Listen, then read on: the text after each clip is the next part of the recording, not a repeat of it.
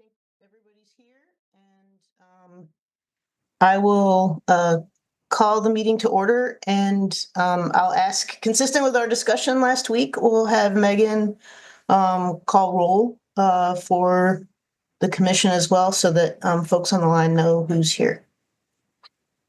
All right, great. Commissioner Mendez has registered. I'm sorry, Commissioner Mendez is absent this evening. Commissioner McCahill. Here. Alder Field. Here. Alder Ugair. Here. Alder Duncan. Here. Commissioner Solheim.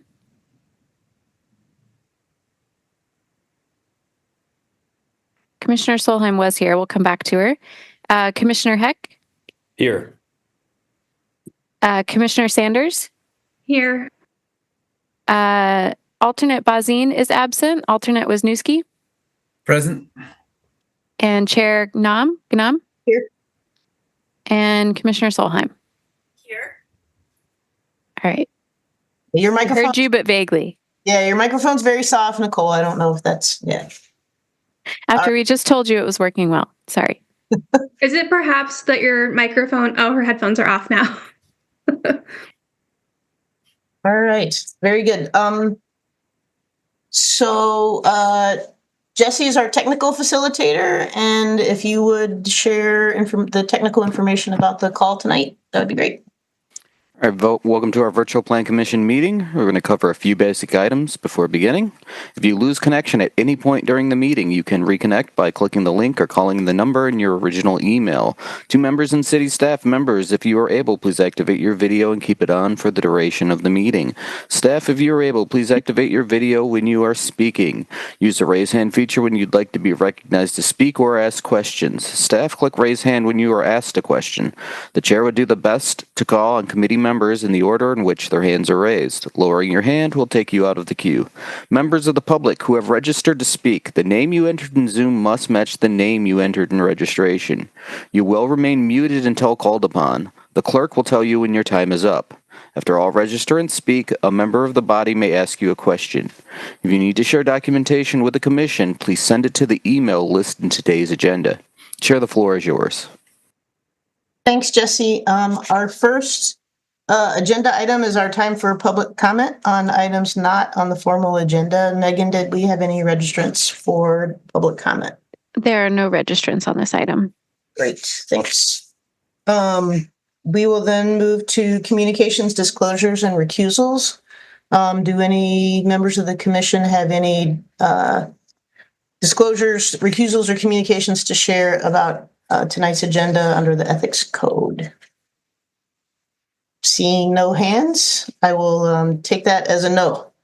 And we will then move to approval of minutes of the February 3rd, 2025 regular meeting. Are there any additions or corrections to the minutes, to the draft minutes that were shared with the commission? All right. Seeing no raised hands, is there a motion and a second to approve our last meeting minutes? All right, Commissioner Heck, I'll get you in as a mover and Commissioner Solheim as the second. Any further discussion on the motion to approve the February 3rd minutes? Seeing none, any objection to unanimous approval for that item? Great, thank you. We will mark those as approved. We next have time just to confirm our schedule of upcoming meetings. Nicole, if you want to, well, actually I can walk through those. So today's February 17th, we will meet again on Monday, March 3rd, and Monday, March 17th. And then we will have a 2-week pause and meet again on April 7th and 28th. All at 5:30 p.m., all virtual. Did I get all that right, Megan? We're only 2 meetings in April as well. All right. Yeah. All right. So we will now talk about our consent agenda. And I will read his background. It's been the custom of the Plan Commission to remove from the agenda items on which staff believes an application has been sufficiently reviewed to support approval with all the conditions placed upon it by the various city departments and in which the applicant accepts those conditions, and there are no individuals who have registered to speak in opposition to those items. So we have previously shared via email a list of proposed consent items, and we will walk through those if you look at your agenda. The first item for consent would be the referral of item 6 to our next meeting on March 3rd, right, Nicole? Yes, that should say March 3rd. Thank you very much. Yep. So so the proposed consent item is to refer item 6 to March 3rd. Then also item 7, item 8, and item 9 would be approved on consent if they stay on the consent agenda, as well as items 10 and 11 relating to the Hill Valley plats. Of those items which we have before us, are there any requests for separation from consent, or are folks comfortable with having those stay on the consent agenda? Just looking for hands up. All right, seeing no requests for separation, we'll read our consent items into the record for the meeting. So item 6 is Legistar number 86523, relating to 3915 Lean Road in District 3. And that item, which we'll refer to our next meeting, is consideration of a conditional use in the Commercial Corridor Transitional CC-T District and Transit-Oriented Development Overlay District for a drive-through window to allow construction of a coffee shop with a drive-through window. Item 7 is Legistar 86729, relating to 2530 Dolly Street, I think that's how I'm going to say it, in District 12. And that is consideration of a demolition permit to demolish a single-family residence. Item 8 is Legistar 86730 at 6111 Femrite Drive in District 16. And that's consideration of a demolition permit to demolish a two-family residence.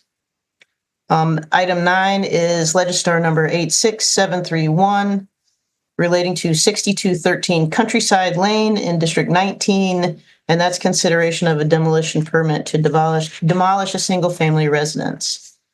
Items 10 and 11 are related to each other and are follow-up items to previous action of our Plan Commission and the Common Council. Item 10 is Legistar number 86737, approving the revised preliminary plat of Hill Valley on property addressed as 940 to 1050 South High Point Road, 1051 South Pleasant View Road, and 902 Landmark Trail, all in District 1. Then item 11 is Legistar number 86738, approving the final plat of Hill Valley on portions of the properties addressed as 1050 South High Point Road and 1051 South Pleasant View Road in District 1. All right, I will now open the public hearing and close the public hearing on our consent agenda, and we'll move to a vote. Is there a motion to approve the consent agenda? Thank you, Alder Duncan, and a second from Alder Uguer. Thank you. And then is there any objection to unanimous consent for the items on the consent agenda?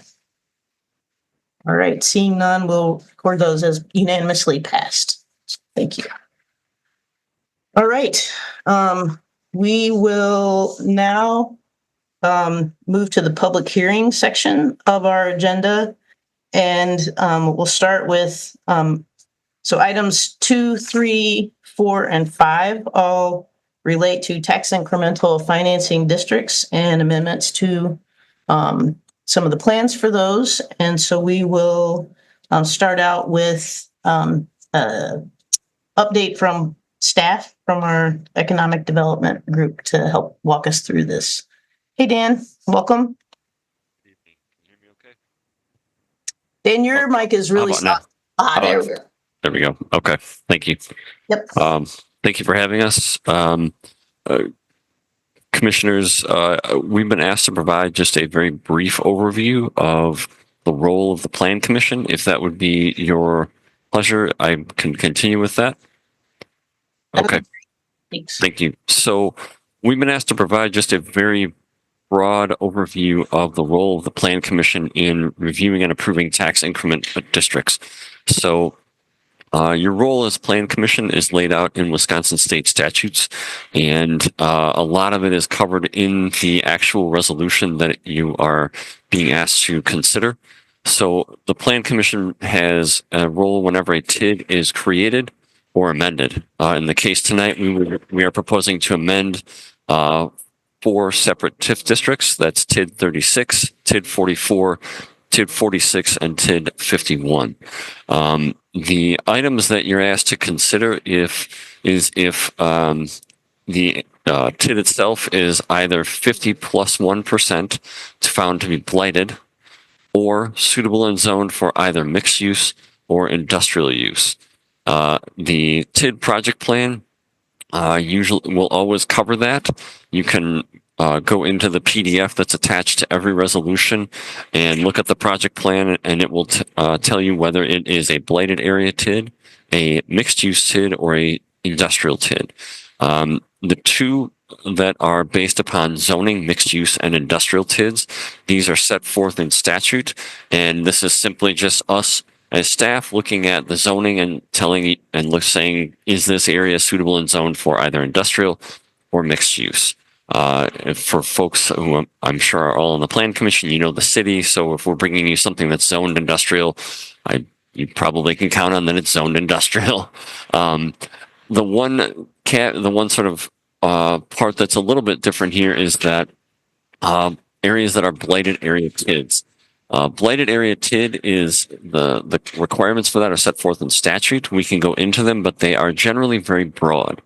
Anytime that we create a blighted area TID, it's based on what we call a blight study. This is a study done by a outside consultant to remove any potential for real or perceived conflict of interest. And those blight studies are available for review if anybody wishes to review them. And if we find that an area is 50 plus 1% blighted, we will make that determination as well and provide that to you in the project plan.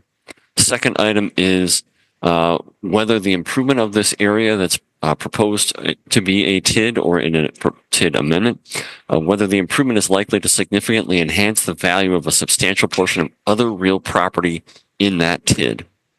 So that's where there's some judgment. And then the final is whether the aggregate value of the equalized property within the TID plus all existing TIDs does not exceed 12% of the total equalized taxable property value within the city. So that is in the resolution. By statute, we cannot amend or create new TIDs if we have gone over that 12% cap. We can talk about the why behind it, but that's the number that's in state statute, so that's what we work with. That is a very, very quick overview of it. We could talk about it for another hour or two, but that's maybe not what you want to do with the balance of your evening. So that is a very simple overview of the role of the Plan Commission. I would note that, just call it editorial comments maybe, our TIF project plans tend to be very basic in that we don't talk about items that are covered by planning staff. We don't talk about things that are covered by comprehensive plans or neighborhood plans or zoning. We simply try to report back what already exists and what's out there as an adopted policy or process or plan that's already been done by the Common Council and directed by other staff. So our plans are, I hate to say it, they're kind of boring for most folks, but they cover the meat and potatoes that we need to from a statutory perspective. I'm happy to answer any questions that you may have broadly about TIF, or if you'd like me to go into the districts and just give a brief overview, I can do that as well. That's at your discretion, of course. Dan, could you just talk a little bit about the amendment process for these project plans and sort of what our understanding that, that a Fifth Amendment might have been approved and now we're approving a Sixth Amendment? Certainly. So, in the last 4 to 5 years, we have done more and more project plan amendments. A good portion of that is because we are essentially most times moving dollars around. Either we have a tax increment district that is doing well enough that it can support additional expenditures. That might be improving a road. That might be buying a piece of property. That might be investing in small businesses. It might be investing in larger businesses. It might be any one of those things and more.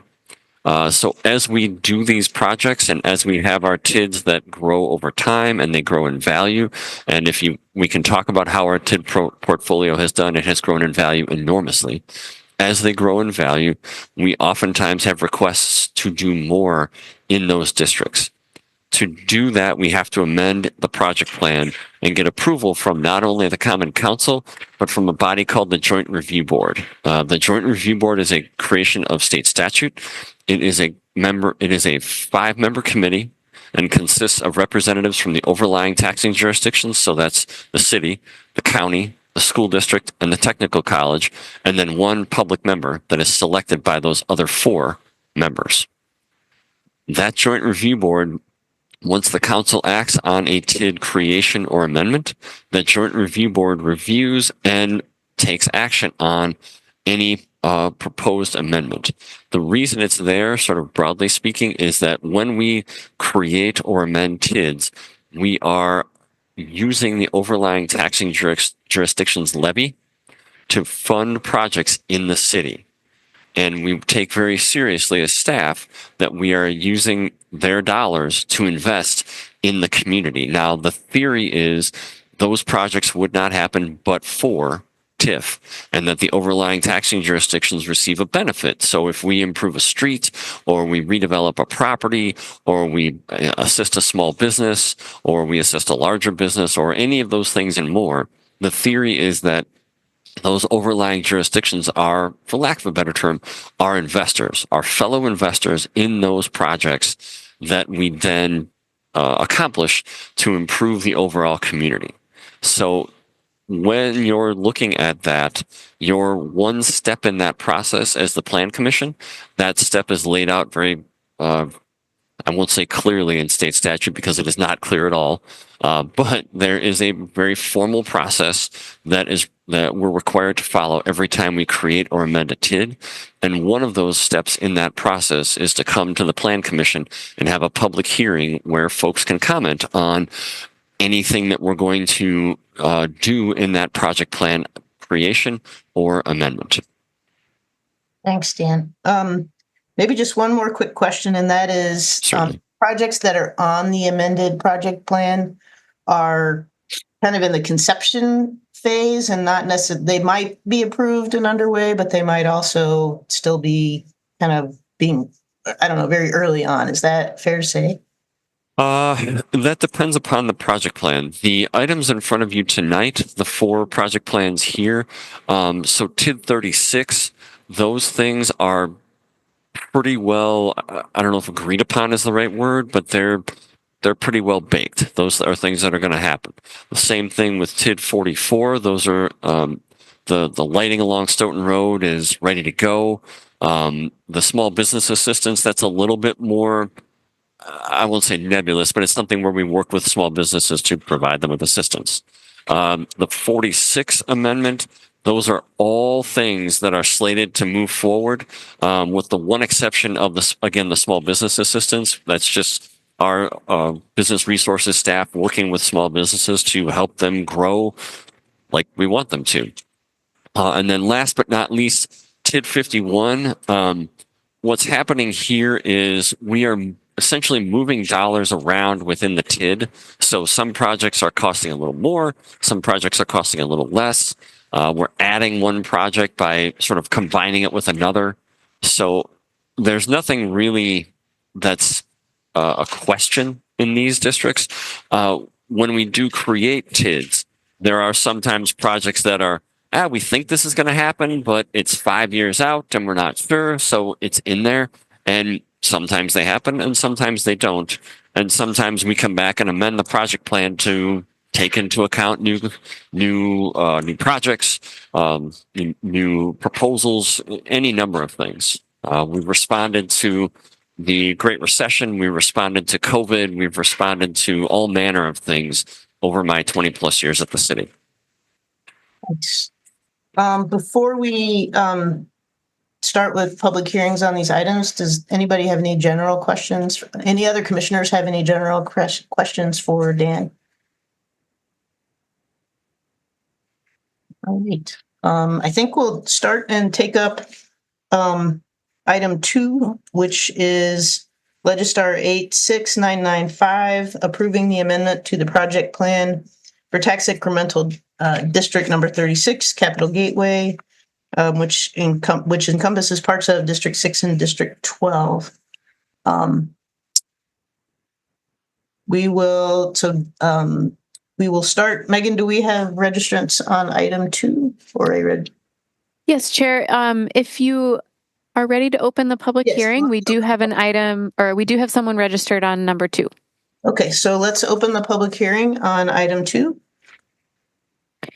Okay. The first speaker on, or I guess the only speaker on item 2 is Linda Leonards, registered in opposition and wishing to speak.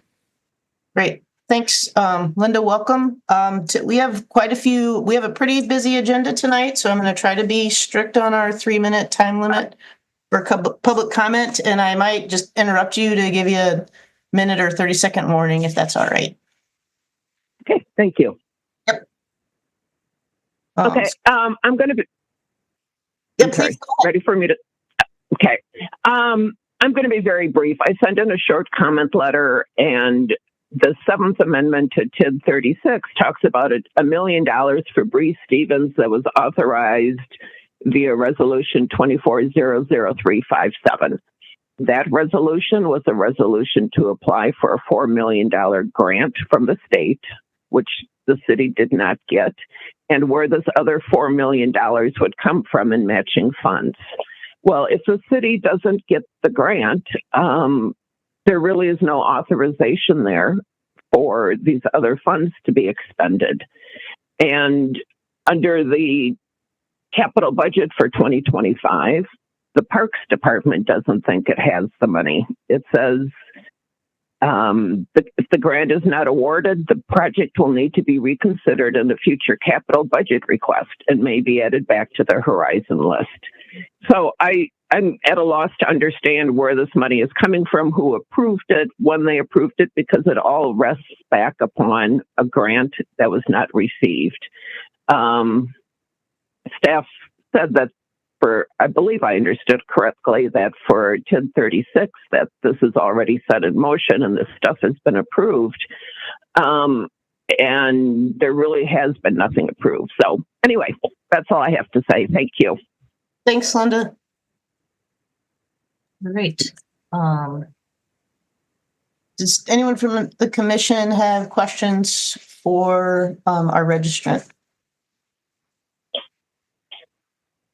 All right. Seeing no raised hands, I'll close the public hearing and ask if any of the commissioners have questions for staff on this item 2 only, the TID number 36, as Dan called it for us. All right. Alder Field. Thank you, Chair. I was wondering if staff might briefly for us describe the relationship between the grant funding for this project, the grant funding that we applied for, and the amount proposed to come from TIF instead. I can talk generally about this. Parks staff are a little more able to provide specifics. We were asked if the TID had dollars that could be used as a match for this project. I will say in the past, we've provided funding for Bree Stevens Field improvements, which have been completed. And it's it seems strange to me, but when I first started, we created this TID and did improvements to Breeze Stevens Field, and it's been long enough that those improvements need to be essentially re-improved because the facilities that were there have been utilized by the public to an extent that they need to be revitalized. So the TIF staff was asked to look at whether or not TID 36 had dollars that could be used as a match for this grant, and this is a feasible thing at this point. So we are including this in the project plan amendment in 2025. Thank you. Thanks. Any other questions? Are we ready to move to a motion on item 2?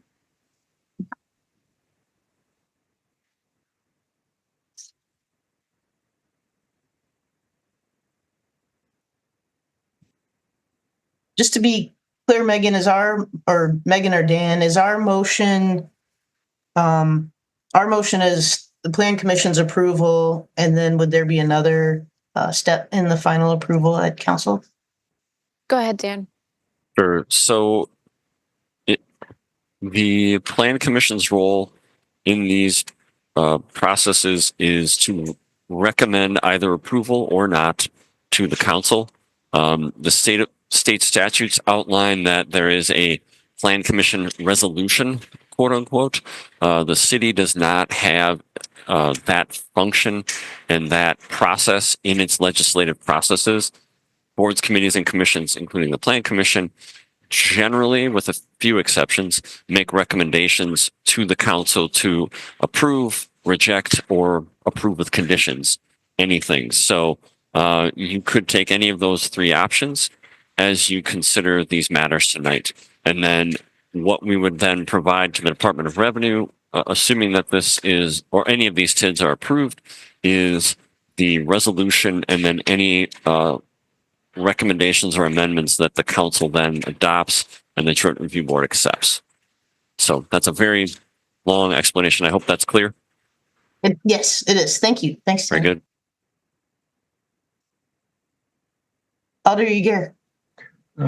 Recommend or move that we recommend approval to the Common Council. Thank you. Is there a second? Alder Field? Seconding Alder Yeager's motion. Thank you. Any further discussion on this motion to recommend approval of the amended plan as moved and seconded? All right. Is there any objection to unanimous approval for this recommendation? All right. Seeing none, we'll record that item as passed unanimously. And we do need to do these separately as opposed to in a bundle. So the next item is item 3, which is Legistar 86996, approving the amendment to the project plan for tax incremental district number 44 on the Royster Clark area, covering parts of District 3 and District 15. I'll open the public hearing. Megan, do we have any registrants? No registration. Item 3. Okay, thank you. I will close the public hearing and ask the commission if they have any questions for staff on this item for TID number 44. Commissioner Solheim, thank you. Thank you. Dan, just a quick question.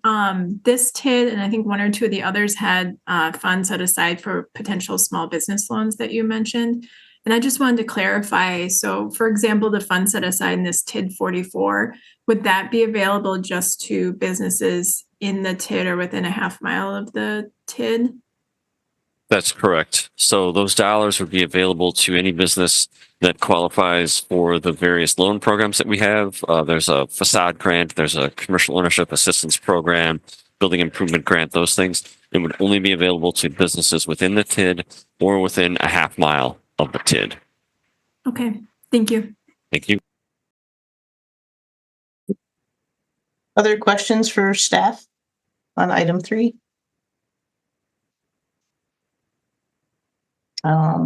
if we're ready to move to a motion, Alderfield. Thanks, Chair. I will move that the Plan Commission forwards this to the Common Council with a recommendation to approve. Thank you. Is there a second to Alder Duncan? Thank you. I'll take that as a second. Any further discussion? Any objection to unanimous approval for this item? All right, we'll record it as unanimously approved.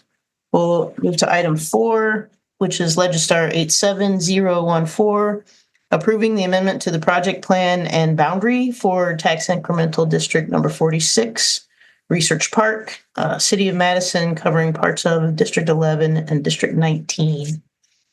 I'll open the public hearing. Megan, any registrants on item 4?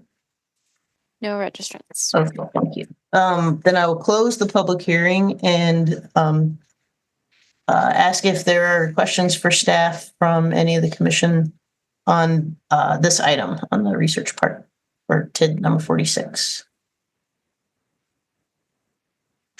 All right, if there are no questions, are we ready to move for motion on this item? Alder Uguer, thank you. I move that we recommend approval to the Common Council. All right, thanks. Alderfield, thanks for the second. Any discussion? Any objection to unanimous approval for this item? All right, seeing none, that will be unanimously approved.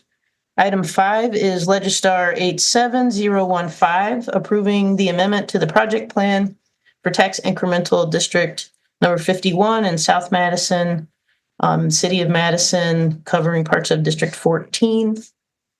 I will open the public hearing. Megan, any registrants on this item? All right, we will close the public hearing and again, offer time for questions from the commission for staff on this item. Commissioner Hett. Thank you.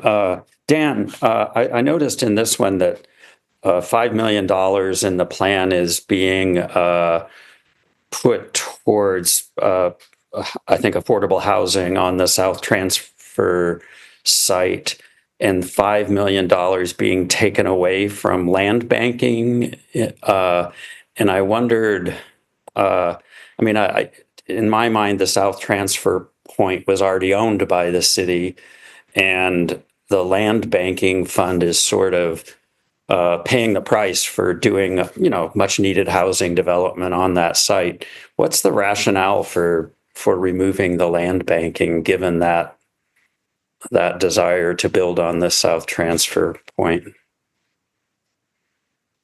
Staff was asked to look into options to ensure that the project could move forward. This is it will be a large development that will have a heavy affordability component, which brings with it a commensurate need for additional capital dollars. So that is one place that we found that we can move money from one pot to another to fill this need. I would note that this is only one place where we have land banking. In the project plan, it calls out land banking under the CDA. And those funds are simply being allocated from essentially one CDA line item to the one above it. If you look further in the project plan, under I think that's page 7, there's additional land banking funds in other places in the plan. So as far as I understand it, we have been told to go and acquire and land bank and find properties so that we can build more affordable housing and build more housing in general. So we will continue to do that. It's just sort of moving money from one line to the next to allow that project to proceed. But there's still a large amount of dollars set aside for future land banking. So I hope that answers your question. Yeah, I think it kind of it does. I guess I'm not a policymaker, so neither am I. I find it a little bit curious, though. But I thanks for the explanation. I appreciate it. Very good.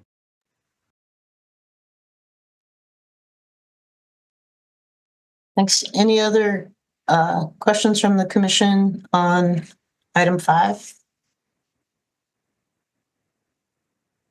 All right, are we ready for a motion on this item?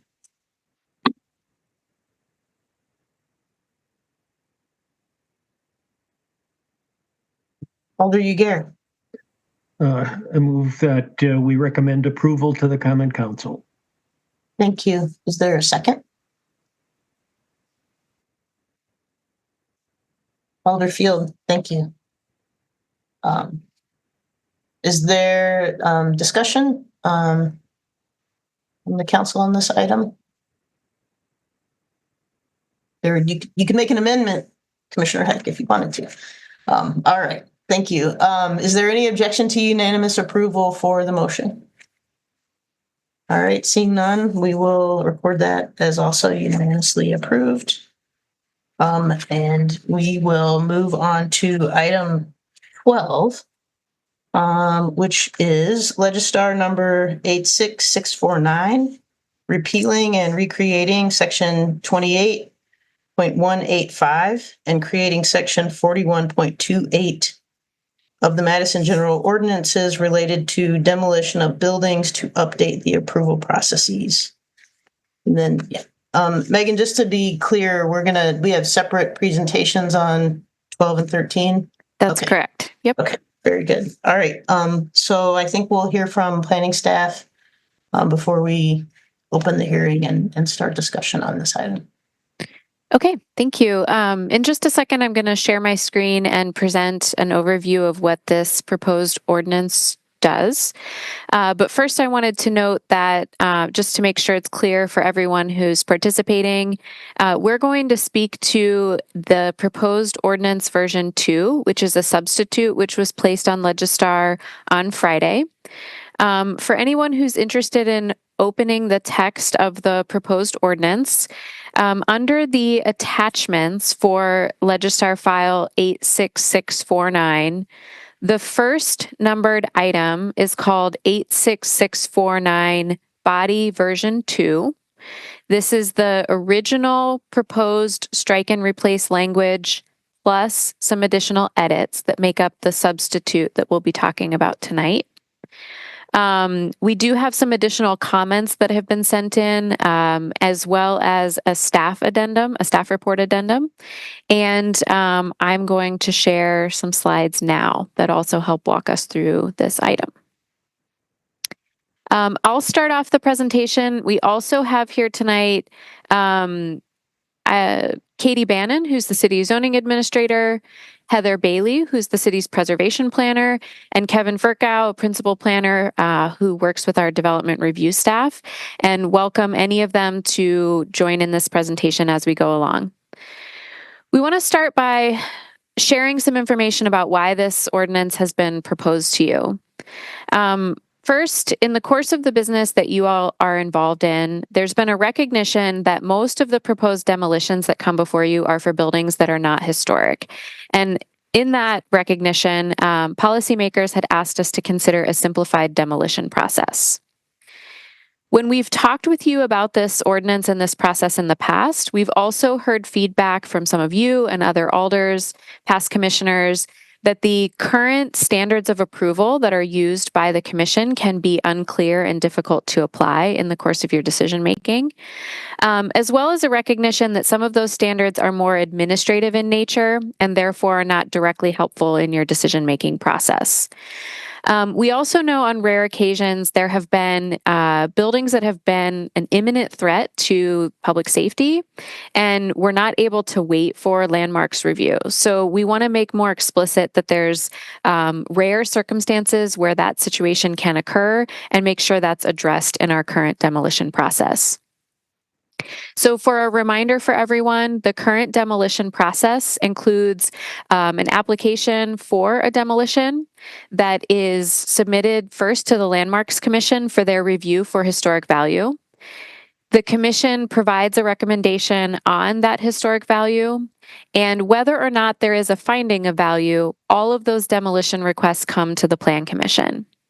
After you hold a public hearing, the Plan Commission can then either approve or deny those demolition requests. If the demolition is not approved by the Plan Commission, an applicant cannot proceed to the city agencies to seek other permits that are required to advance a demolition. If it is approved, they can proceed with those applications. Some of you have been on the commission for a while, but just a quick note for those of you who haven't.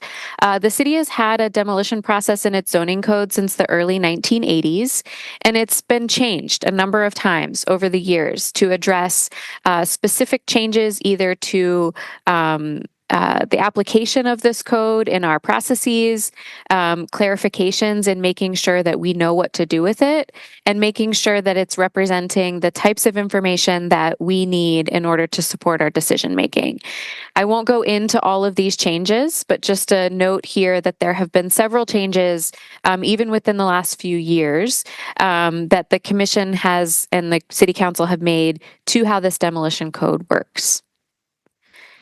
Back in March of last year, you all had a work session where you discussed this demolition ordinance again, this process again, in response to some alders requesting a simplified demolition process. Obviously, I wasn't there, but I understand that this conversation included a discussion about this current process, whether or not it was possible to add or remove, update some of the standards that you use for your review. And you discussed some options for how we could approach the creation of this more simplified or administrative process for demolitions for non-historic buildings. And so coming out of that, even though it has been a while, we did consider the feedback that we heard from the commission to move forward with creating that administrative review path for non-historic buildings and removing some of the procedure-related standards. We also spent some more time thinking about the feedback that we had heard about how the standards can be difficult to use. So this ordinance that was proposed in January of 2025 proposes some changes to this process to help you better work through these requests for demolition and to ultimately simplify that process for requests for non-historic buildings. A couple stats here for you by way of background about the outcomes of this process. Since a larger code change to this demolition process in October of 2021, the commission has reviewed 143 requests for demolitions that covered almost 250 individual buildings.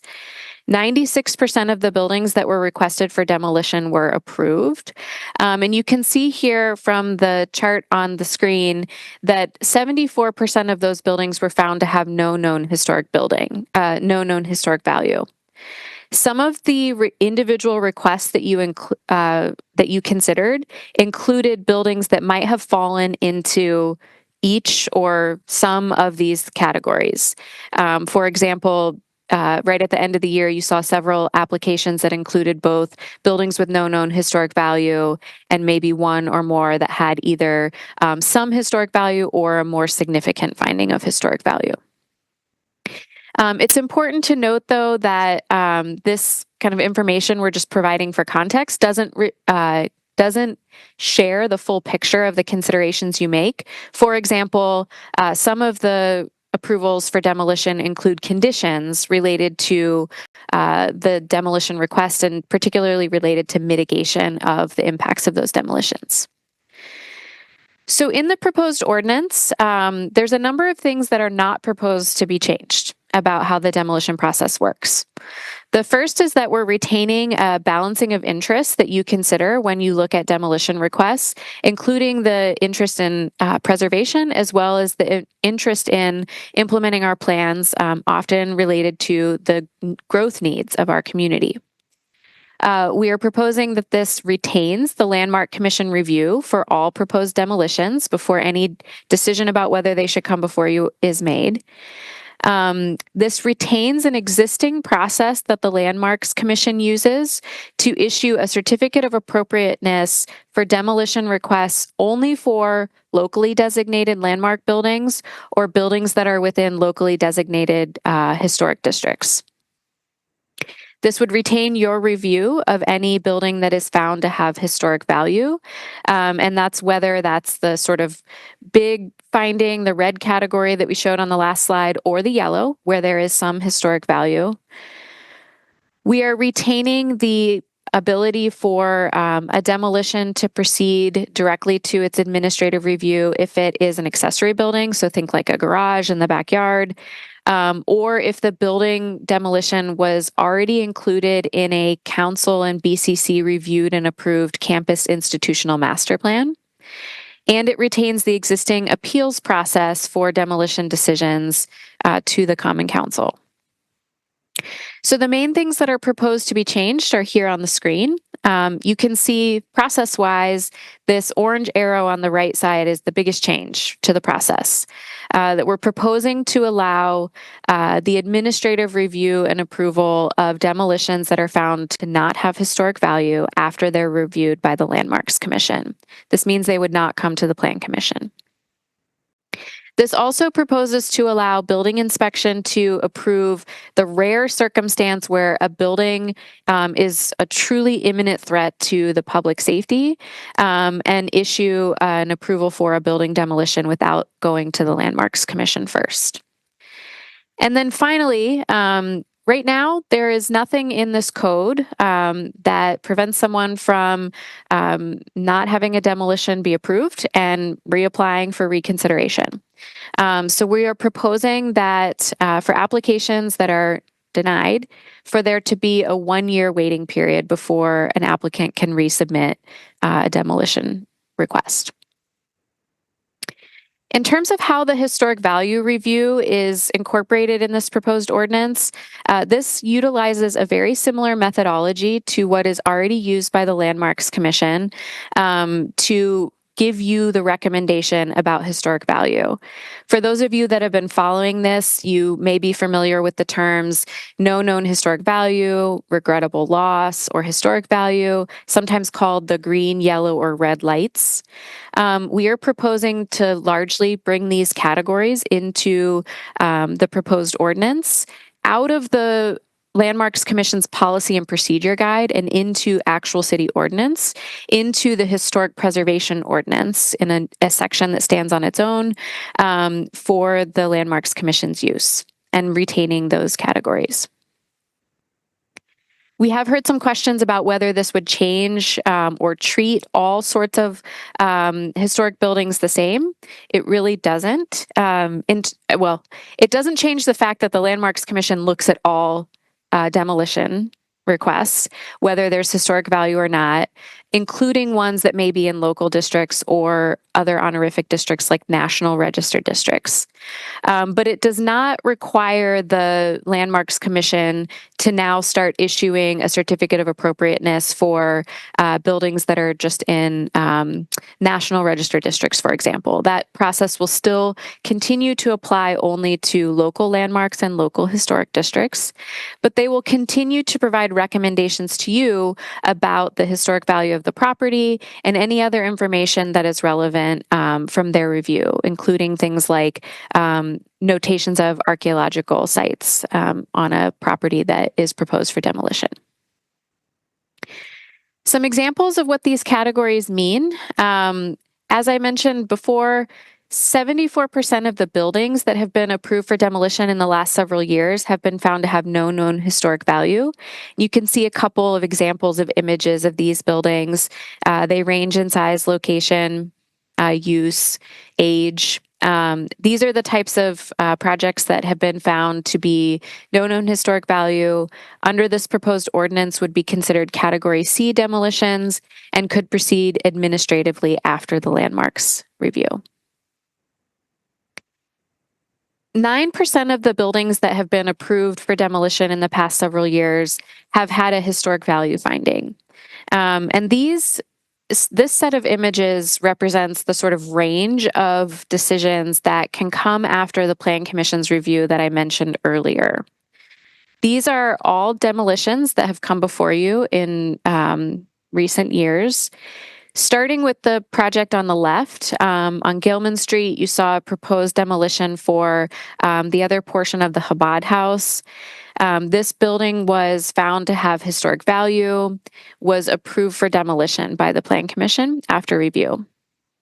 The building in the middle is one of two single-family homes on Jefferson and Edgewood. Just saw this in one of your very recent meetings. Was found to have historic value and was not approved for demolition by the Plan Commission. And the collection of buildings on the far right of the screen in the 100 block of West Mifflin Street, a series of buildings that were found to have historic value. They were approved for demolition, but with conditions. And those conditions were related to the finding of historic value about some of the significance of the architectural materials. And the conditions had to do with the salvage of those materials so they could be reused. So under the proposed ordinance, these would all continue to be considered, or they would be considered to be Category A demolitions and would continue to require the Plan Commission's consideration. The current ordinance includes 7 standards of approval, which are not written verbatim here, but are summarized. And the ordinance currently says that the Plan Commission shall not approve a request unless it finds that each of these are met. The 4 on the right have to do with some of the things that I think we've heard feedback about being more administrative or kind of more of a checklist. That there's information about any consideration on relocation, that there's a certificate of appropriateness from the Landmarks Commission if it's applicable, and that there's reuse and recycling plans and reports from the city forester if applicable. The 3 standards on the right have to do with more of the kind of meat of some of the considerations that you make, including the Preservation Planner and Landmarks Commission's reports and recommendations to you, which the ordinance says you may consider how those demolition and redevelopment plans relate to the implementation of the city's adopted plans. You can look at condition of the building. And this may include, although I don't know how often this does, any reports from city agencies about conditions that may support demolition. And then based on all this information, a finding that the proposed demolition is consistent with the purpose of the ordinance and with the general health and welfare of the city. The purpose statement includes a number of things. It really reflects all the different pieces of information that are considered here on the screen. But really is helping us look at things like preservation and aiding in the implementation of city plans. The proposed ordinance proposes to move those 4 more procedural and administrative standards into other parts of city ordinance, including, in some cases, part of this new demolition ordinance. You can see that the information related to relocation is now an application requirement. And there are a couple of pieces of that application, required application material that relates to this issue. There's continuation of the certificate of appropriateness process by the Landmarks Commission in the review for historic value section of the proposed ordinance.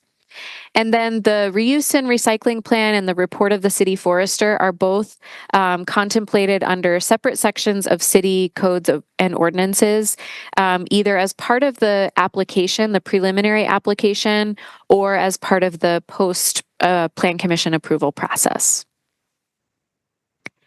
The proposed ordinance then moves these other 3 topics into a different kind of arrangement in the proposed ordinance. In terms of the report of the Preservation Planner, this is proposed to be moved to a section that's called submitted materials that would be required for the Plan Commission to receive and review prior to its public hearing.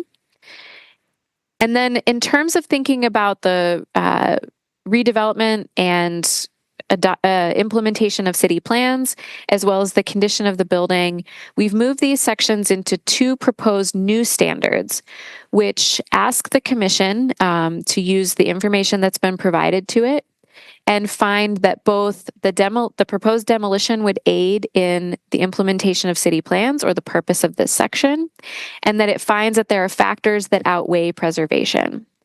Those factors could include, but would not necessarily have to be limited to, things like condition of the building, the loss of any historic features that made the building significant, plans that have been proposed for the mitigation of the loss of that building on the city's cultural landscape, or other factors that you may find that would outweigh preservation of the building itself. So I'll stop there and happy to speak on any more of this after you hear public comment, but wanted to share that as context. Thanks, Megan. I'm going to open the public hearing on this item, and as noted, I know we have a few registrants, and we'll try to keep track of time and give you a warning that you're close to the end.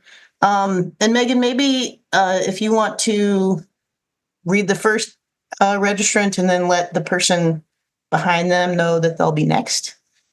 All right, that sounds great. Ready to go.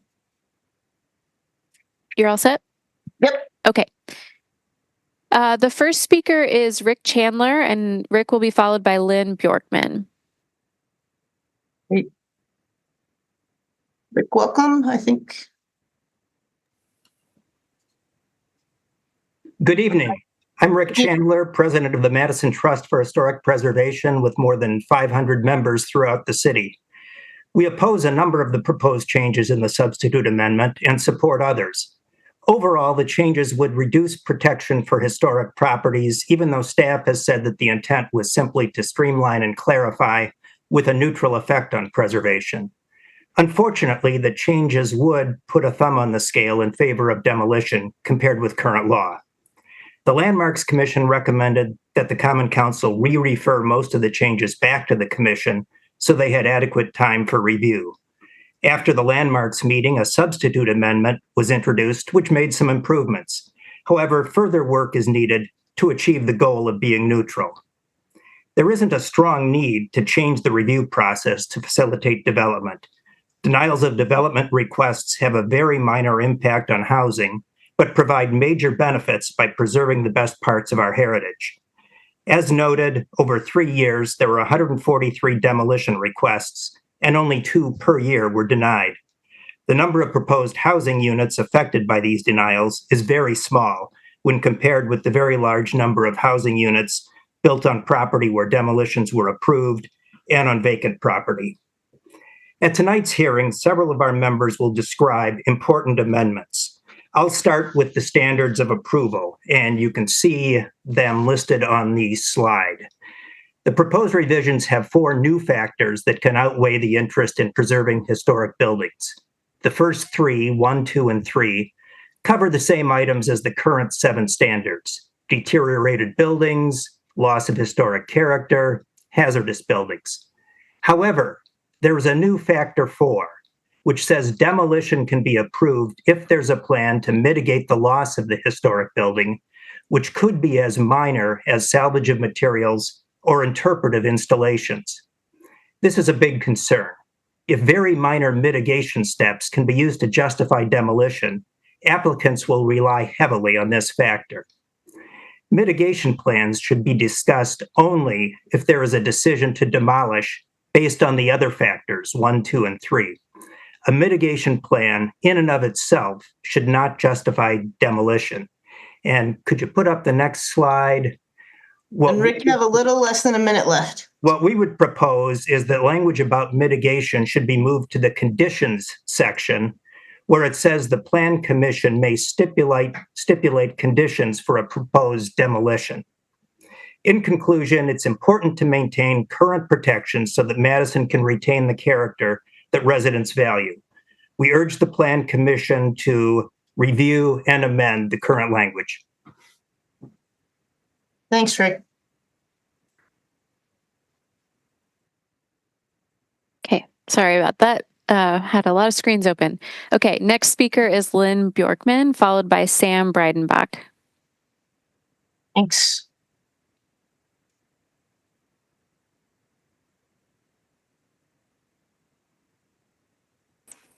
Lynn, you're unmuted on our end. You may have a prompt that's either behind a window or a prompt that says to unmute yourself.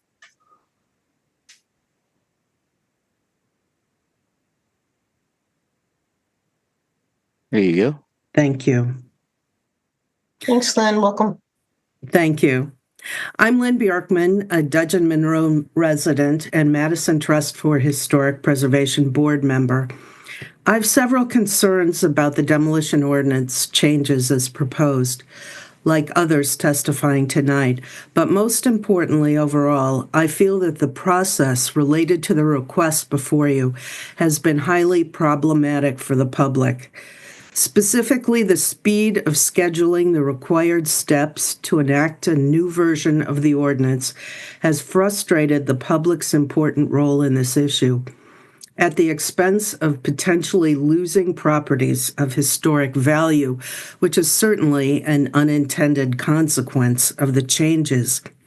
Specifically, as was mentioned earlier, last March, the Plan Commission, at a closed working session, formulated ideas about how to streamline the demolition process.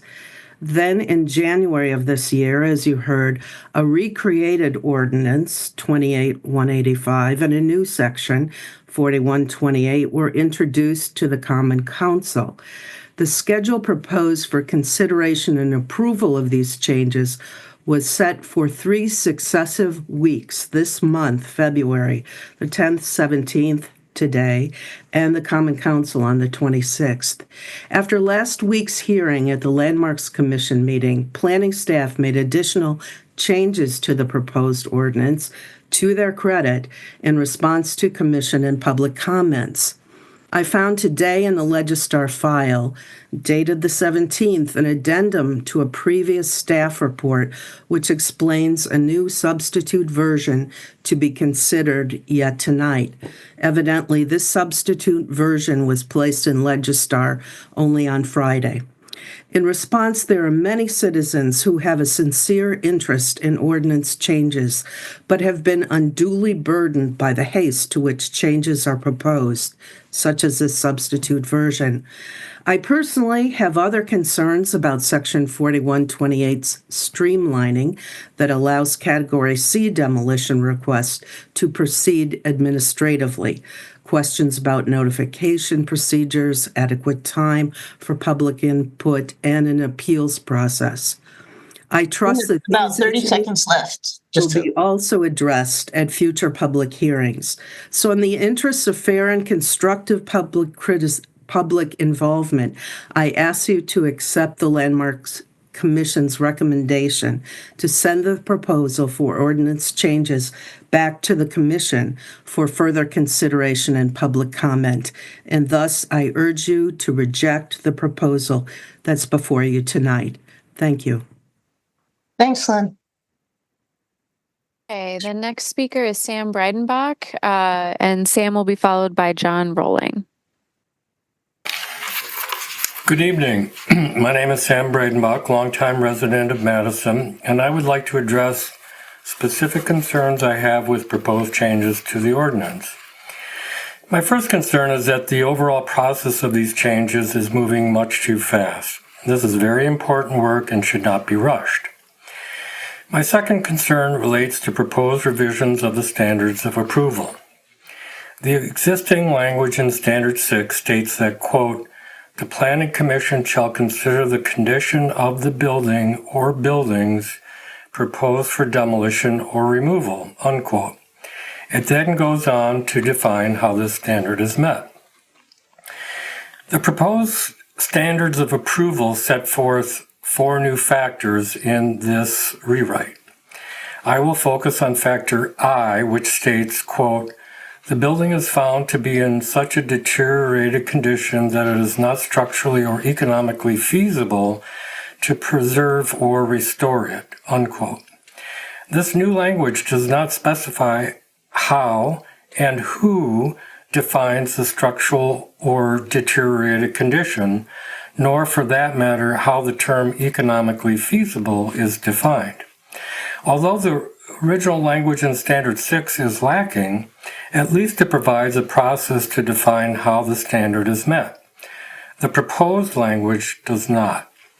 In January, the PC reviewed a request to demolish 2 homes in the Vilas neighborhood. As many of you may recall, the applicant submitted a home inspection report that listed minor structural concerns that were used in part to justify demolishing the structures.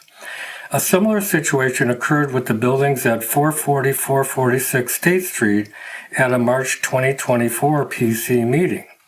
The applicant on that project submitted a condition report that implied imminent collapse of one of the buildings due to minor water damage. Both applications lacked either a professional engineer or a city building inspector qualified to assess the structural condition of the properties. Fortunately, these properties were spared the wrecking ball. These two projects illustrate the need to define a process for how the standard is met. If a project uses the deteriorated condition standard to argue for demolition, then an assessment of the structure must be a requirement in the new standards, and it needs to be objective, professional, and ideally performed by city building inspection who has no conflict of interest.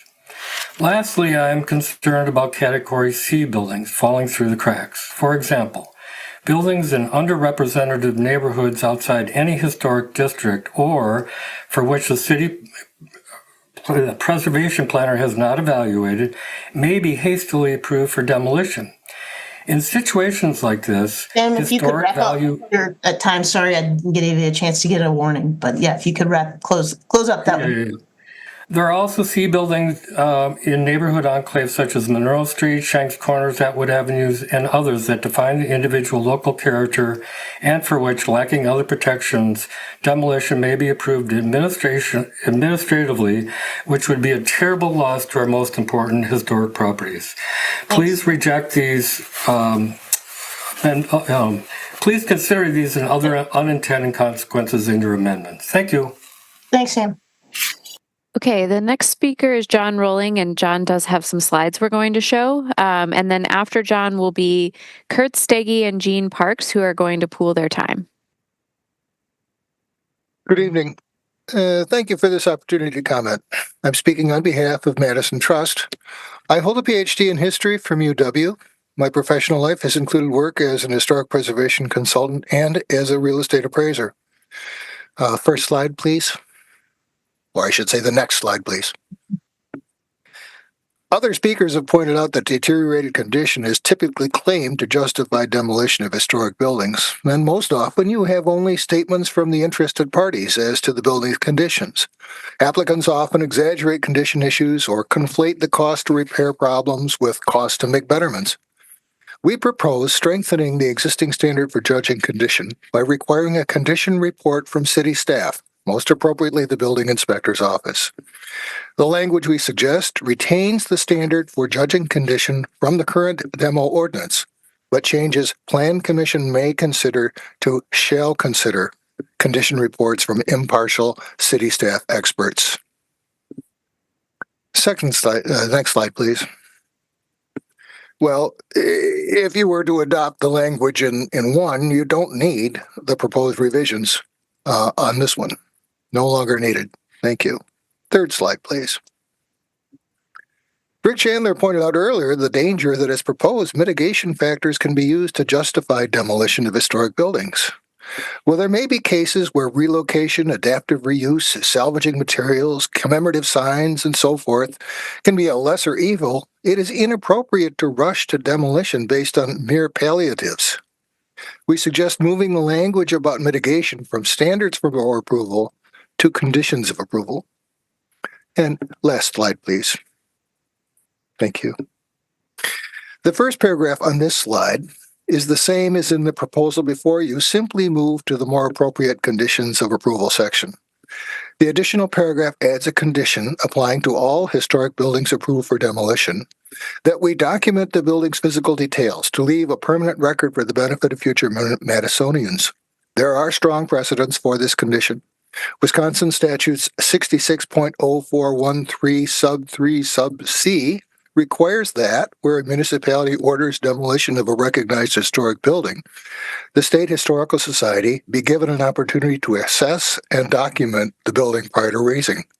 Moreover, this Plan Commission did impose this condition suggested here in a recent case, that is, in its approval of a demolition permit for Filene House at 1617 Sherman Avenue in 2023.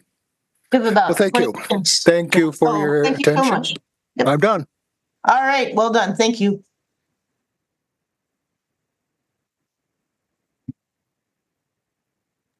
Okay, sorry. Next speakers will be Kurt Steggy and Jean Parks. Great.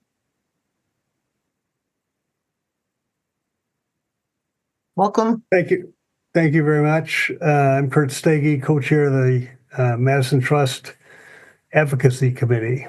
You've already heard comments indicating the statistics of nearly 95% or 95% approval of demolition by this commission already. You've already heard that this would be the third revision of the same ordinance in the last 4 years, suggesting maybe there should be a additional closer look. You've also heard about the substitute language that was just proposed 3 days ago, and the fact that the Landmarks Commission, who are the stewards of Madison's historic resources, have concluded in the first version of the ordinance that they were not provided sufficient time to review that proposed legislation. You've also heard about some suggestions from the trust in terms of changes to be made. I asked the question, if I have applied to tear down a building, should I also be the source of the information about the building's condition? Surely you don't want to rely on me, the demolition applicant. Obviously, I will try to convince you that it is in terrible condition and past its useful life, regardless of its actual condition. There are still a number of issues that remain with the substitute legislation. In terms of the statement of purpose, there's still a reference to historic interest instead of historic value, even though historic value is used consistently elsewhere. In addition, the statement of purpose should also reflect that in addition to its wide-ranging economic benefits, historic preservation and historic resources has a positive effect on the quality of life in Madison. In terms of subsection 28-185-3F, it establishes what is required of an applicant who wishes to relocate a building. And as previously indicated, only refers to indications of structural and legal feasibility. Nowhere is there discussion of the context of where the building will be relocated to. In some instances, relocation will destroy effectively all of the building's significance, while in others, much significance can be retained. The relative success of a proposed relocation should be considered before it is approved. You've heard comments about the standards of approval. Currently, it says that the Plan Commission should approve an application for demolition unless it finds that both subsections 1 and 2 below are met. And then the second subsection identifies 4 different broad circumstances, any one of which justify granting the demolition application. 3 of the 4 categories won't provide the Plan Commission with sufficient information. In paragraph I, as in 1, it suggests that the applicant assert the building, quote, is in such deteriorated condition that it is not structurally or economically feasible to preserve or restore. This, again, as I indicated previously, relies on the demolition applicant as the sole source of relevant information. Recently, the Madison Trust has been prevented from taking a look at the interior of a historic building or 2 historic buildings that were subject to a demolition request. We propose that it be a third party instead of the applicant who makes those assessments. Paragraph II suggests that the applicant seeking demolition assert the building has been so altered that it cannot convey its historical association or its architectural significance. I thought that it was the responsibility of the Landmarks Commission, not the Plan Commission, to assess a building's historic value. Kurt, you're about a minute. You have a little under a minute left. If you. Okay. Oh, yep. Thanks.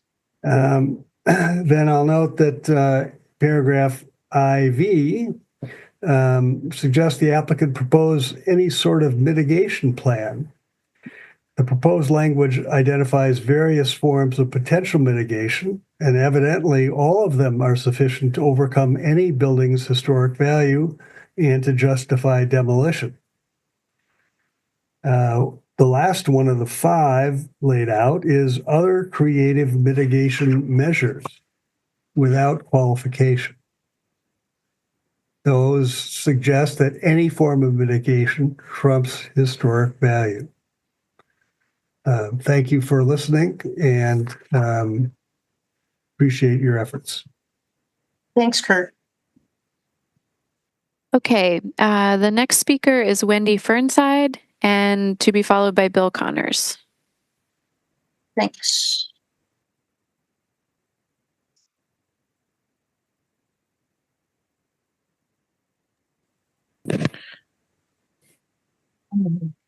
Wendy, you're unmuted. Go ahead.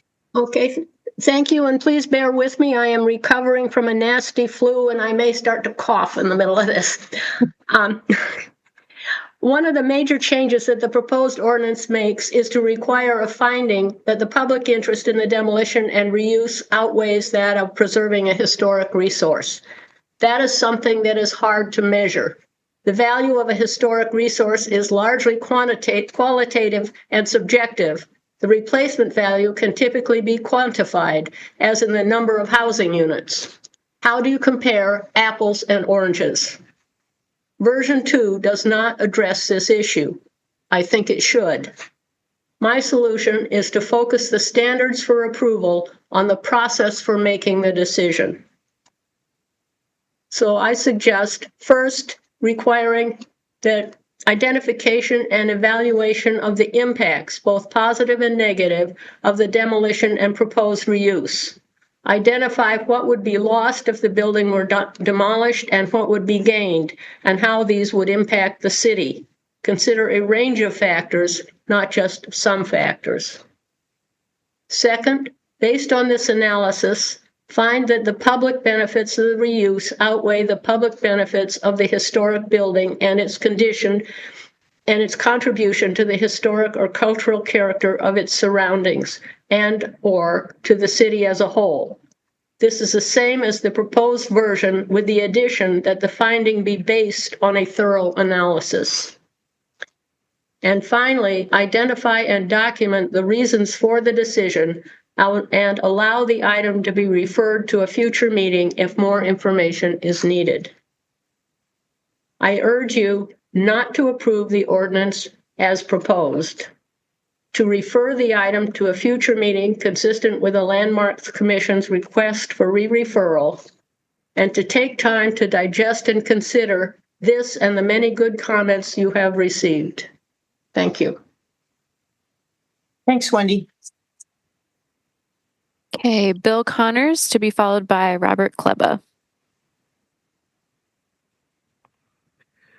I'm Bill Connors, Executive Director of Smart Growth Greater Madison. I appreciate the opportunity to speak with you this evening. I hope you had a chance to read the email I submitted on Sunday about this proposed ordinance.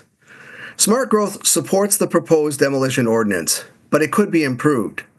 First, replacing old, low-density development with new development that contains many more housing units is what stimulates business and industry. Enabling more residents to live within walking distance of local businesses is what stimulates local businesses, not preserving old buildings. Smart Growth urges you to remove the assertion that preservation of old buildings somehow stimulates business and industry from the statement of purpose section in version 2. Second, if proposed section 6C1 regarding standards of approval is applied literally, the only time demolishing a building will be consistent with or aid in the implementation of adopted plans is if the plans show the site as a future public park or green space. In most cases, it will be the redevelopment project that is facilitated by demolishing the building that will aid in the implementation of adopted plans, not the demolition itself. Smart Growth recommends amending Section 6C1 to say that explicitly. Furthermore, Smart Growth recommends adding an explicit reference to the standards of approval section 6C1 to allow demolition of a building where it will facilitate a proposed redevelopment that is a permitted use under the current zoning of the site. The Madison City Attorney's Office has explicitly warned that if a denial of a demolition permit thwarts a proposed permitted use under the current zoning, it is likely that the denial would be struck down if challenged in court. Bill, you have about a minute left to wrap up. All right. Thank you. In the email I sent yesterday, I provided proposed additional text to address these issues. Finally, Smart Growth urges you to delete all reference to Category B demolitions from the ordinance.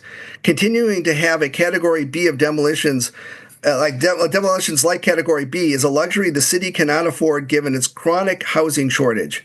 We need to eliminate sources of lack of predictability in the review and approval process, such as having the Plan Commission engage in balancing to decide whether to approve or reject an application for a demolition permit in situations where the developer is informed after spending tens of thousands of dollars, or maybe even hundreds of thousands of dollars on engineers and architects, that the Landmarks Commission has decided the old building on the site falls into Category B. Lack of predictability in the review and approval process is the enemy of increasing housing supply. It's not just the few buildings that get the demolition permit denied. That has a ripple effect of creating uncertainty, which causes developers to be leery of starting the process in the first place. Thanks, Bill. That's going to be time. Okay, our next speaker is Robert Kleba, followed by Linda Leonard. Yeah, thank you, Chair, Commissioners, and staff. Hopefully I can give a perspective different from that of the developers of luxury housing. My largest concern with the changes being proposed is the inherent threat to naturally occurring affordable housing, or NOAH. This is typically older housing contributing or not to the historic vernacular context of a neighborhood. A great example of NOAH can be found in the James Madison Park neighborhood. There are a few buildings of historic significance here, and it is now zoned 10 stories along East Washington to 4 stories on Lake Mendota, double to 5 times the height of existing buildings. A development in James Madison Park a couple of years ago replaced 26 units of NOAH, ranging from $800 to $1,000 per month per bedroom. It was replaced by upscale housing with 540 square foot studios starting at $2,000 per month and larger apartments at $5,000 per month. None of the housing we lost had historic significance, but it helped define the neighborhood and downtown Madison. At least the public were able to weigh in on the value of these buildings at Landmarks and Plan Commissions when their demolition permits were reviewed. Another example can be found on the 700 block of East Johnson Street. There were 20 units of NOAH in 11 buildings with an average age of greater than 100 years. They helped define the character and diversity of the Tenney-Label neighborhood. These units rented for $800 to $1,000 per month per bedroom. They were replaced by 500 square foot studios starting at $1,700 a month and larger apartments at $3,800. Again, doubling the cost of rent on this block. I believe that the changes to demolition you are considering tonight will also affect the affordability of neighborhoods very dense with naturally occurring affordable housing in Bram's Addition, Darbo Worthington, and Northport Drive. Bob, your a little I under live downtown because I love the diversity of buildings and of the people who live here. If we facilitate the demolition of NOAA in this area, we will lose the fun and creativity that we value in our city. To finish, I will quote Jane Jacobs, the famous urban planner who challenged urban renewal in the 1960s. She said, "Old ideas can sometimes use new buildings. New ideas must use old buildings." How much her words still ring true. Thank you. Thanks, Bob. Okay, next is Linda Leonards, followed by Eileen Thompson.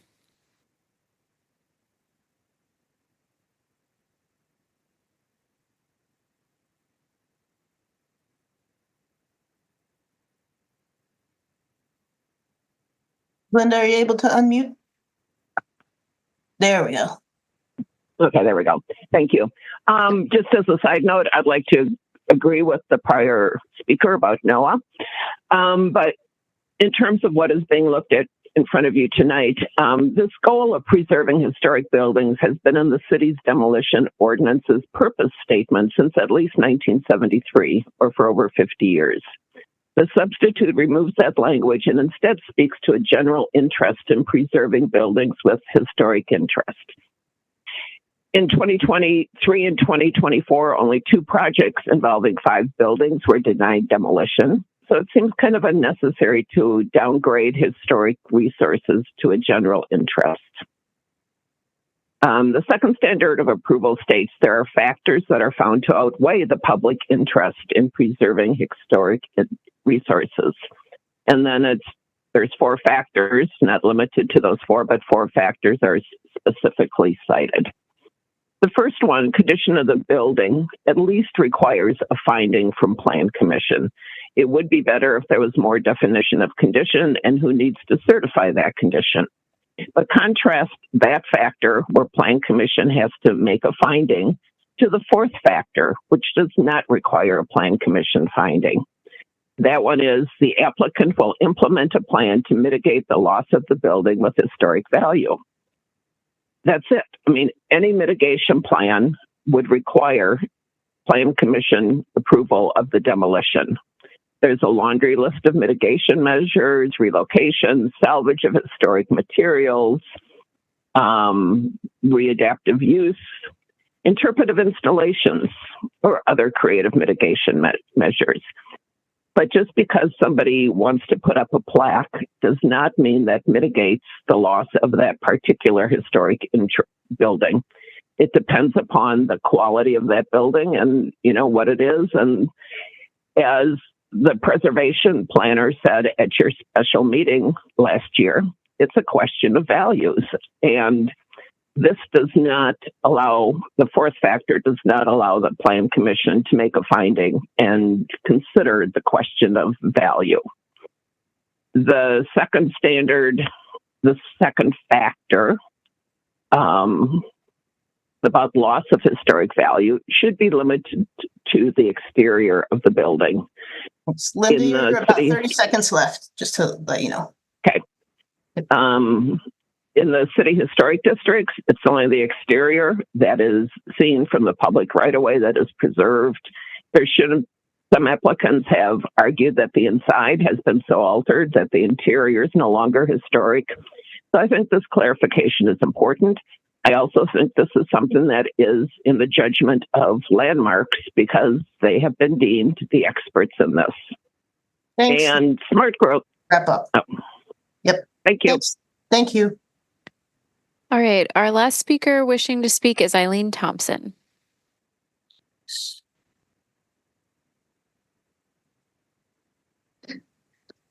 All right. Welcome. Thank you. Hi. I do want to speak out and say that the Plan Commission needs to seriously reconsider the suggested changes that have been proposed, the revisions to the demolition package. They will fundamentally undermine any goal of the historic preservation. And I think everybody's detailed specifics. The statement of purpose with the proposed wording indicates a very big trade-off rather than supporting historic preservation of homes and buildings. In the proposed change, the City of Madison is now wanting to balance public interest in preserving buildings with historic value with its interest in accommodating the growth of population. Hence, this indicates the city will simply choose new development and not necessarily preservation. The preservation of historic buildings is definitely oriented towards a long-term objective of protecting the city's architectural history and the defining characteristics and ambiance of all our local neighborhoods, rather than the short-term interests related to economic expediency, shifting tastes, and development pressures. In fact, the City of Madison has documented catastrophic loss of many architectural history of its architectural history in a document entitled Lost Madison, Glimpses into Our Disappearing Past. I believe the document details a tragic legacy of irreplaceable buildings being demolished to make room for parking lots, etc. And that it was not recognized at the time of those decisions was that decades later, historic buildings would have significant economic value that far exceeds that of their replacements.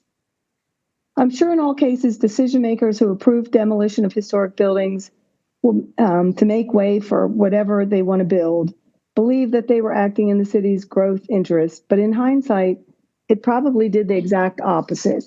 So I'd like you to recommend that the proposed changes to this ordinance 28.185 make it far more likely that short-term economic interests will once again take priority over long-term interests.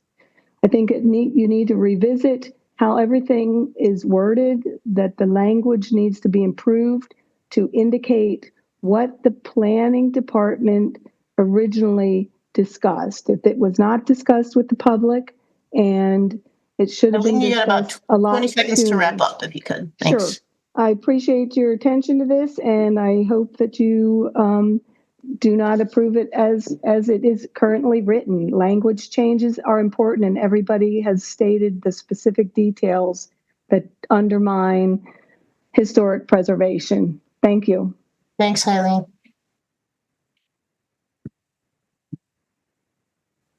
We will, before I ask about questions for the registrants, I wanted to note that the in-person meeting that the commission had, I wasn't there either, but the in-person meeting that the commission had last spring was not a closed meeting as was suggested, but it was a noticed and open meeting consistent with open meetings laws and the city's practice. And so no one's behind closed doors having conversations. Those are public meetings as well. So I will ask, we do still have our hearing open. Are there any questions from commissioners to any of the registrants? All right, seeing no raised hands, we'll close the public hearing portion of our discussion. And I'll ask the same question. Do commissioners have questions for staff on any of the issues that have come up or the presentation? What's on your mind? Commissioner Heck. Thank you. I'm not sure exactly which staff person should answer this. So Megan and maybe Assistant City Attorney Kate Smith and others can fight it out. One of the things I'm interested in is was mentioned in public comment, a slight modification to the fourth item under standard 2 regarding mitigation of loss. And one suggestion was simply to add the word sufficiently before mitigate. So it would read, the applicant will implement a plan to sufficiently mitigate. And I think that, in an attempt to make sure it's clear that we can weigh these things. Do you have an opinion about that? Kate, do you want to weigh in on that, or do you want me to take a stab at it? I don't think that from a legal perspective it really matters if you have sufficiently or not. So I don't there's not I don't think that would provide kind of like the magic missing word in that sentence. I mean, certainly you could provide feedback to council that you think that would be a more a standard that would be a better tool for you all to work through in making your decision. But it's not a legal yes or no. So you're kind of implying that the verb to mitigate has room for us to balance that and potentially reject or accept a demolition based on whether our interpretation of whether it mitigates or not. Yeah, I would agree with you on that. I can see there being pushback either way about if you have sufficient, if there's sufficient evidence or if there's not sufficient evidence in the record and like what sufficient means. But I don't think there's a requirement. I'm really sorry that this overhead light is like really obnoxious for you all to look at. But no, there's not. It's not really a wordsmithing from a legal perspective. I don't think is going to get you a yes or no answer. Okay, thanks. I think just to add a little bit, I think when you look at two, right, all the factors under including but not limited to, these are some examples of factors you could use. But what you have to determine is, does it outweigh the public interest in preserving a historic resource? So certainly there'd be times that whatever mitigation is proposed would not be sufficient to outweigh that public interest. And that word outweigh kind of gives that balancing of judging if it's enough. Okay, thanks. That was helpful. I'll ask one more question and then I'll let Nicole have a chance. There was a question, I think it's something we need to think about whether or not implementing plans and such is the same as considering future use, which we're not really supposed to. Can you kind of interpret for us how we can discuss whether demolition supports a plan, for instance, or the goals of the city without thinking about future use? Sure. So it's certainly correct that you've gotten guidance from our office, which is would still be my opinion, that considering proposed future permitted uses is off the table.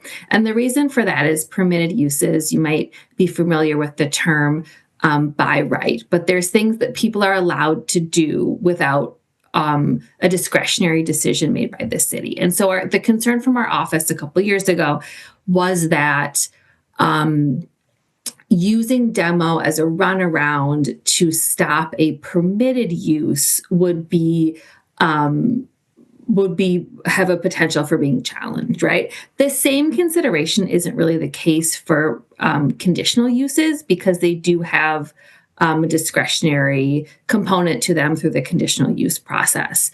When we were trying to come up with the standards here, we only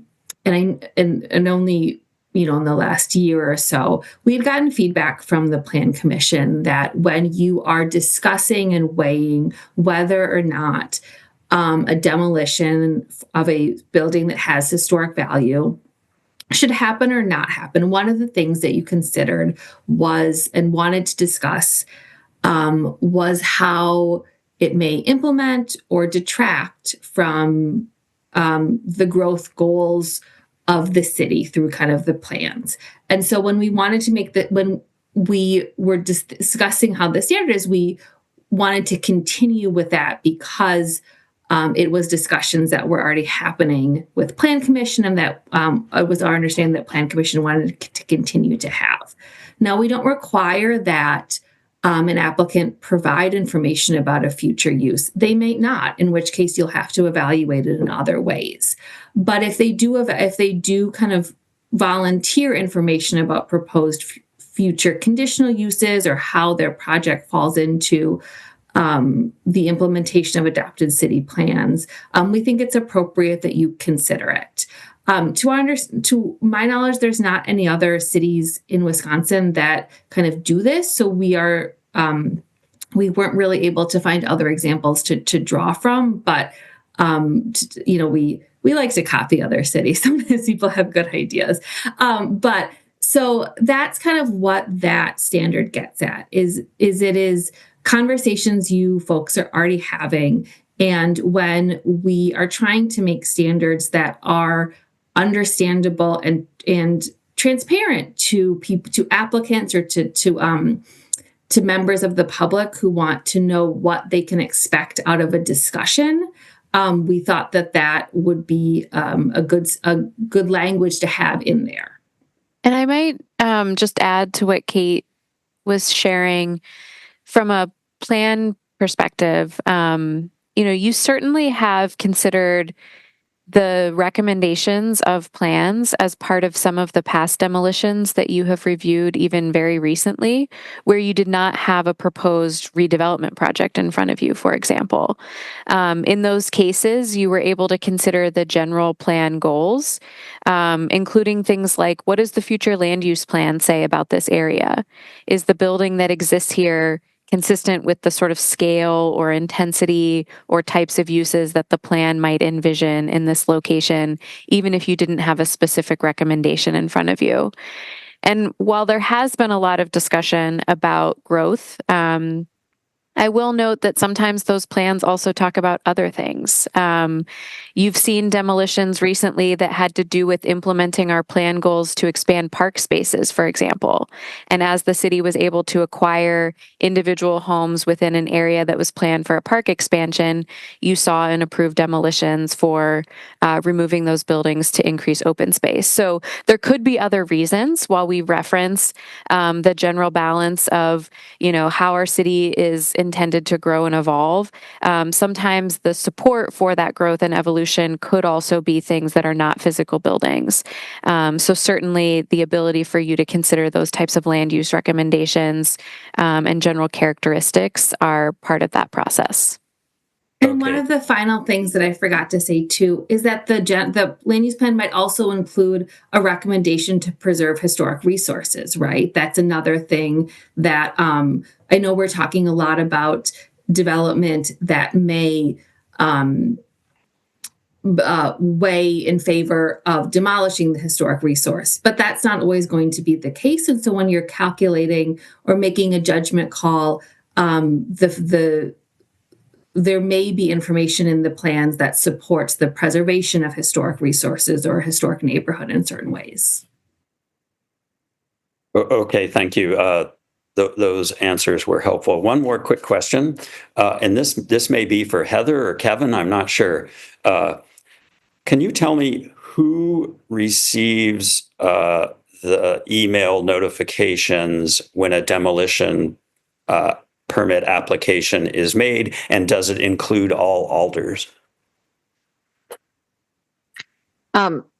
Kevin, I'm wondering if maybe you should handle part of it, but my short answer was going to be that it's anybody who has signed up to get those. So you can sign up to be a party of interest for the demolition listserv, and then when somebody files a demolition, that those emails go out. I believe all alders is registered for that, but I will. Okay, Alder Duncan is saying yes, so yes. But at the moment, if you were applying for a demolition, when you submit to the demolition listserv, it goes out to a mailing list, and one of the parties that gets that email is the Landmarks Commission, and that is what kicks off it then being put on the next available Landmarks Commission agenda for its historic value review. So this new process would still use that mechanism. In addition to, we were talking about doing an application process. So you would do an application and also do the demo listserv. So we're assuming all alders get all demolition notifications, or is it just the alder of the district? Any idea? President Figueroa Cole has her hand raised. I'm assuming that maybe she has an answer to that. Yes. Yes. So Go ahead if you, yeah. someone else can from staff should confirm, but for me personally, my experience has been the demolitions come to me directly from my district, from whoever is placing that request, and I'm also signed up to the SURF thing that Heather was talking about, so I get all demolitions. But I purposely, at some point, we don't know what I was doing, registered to that, so I get them all.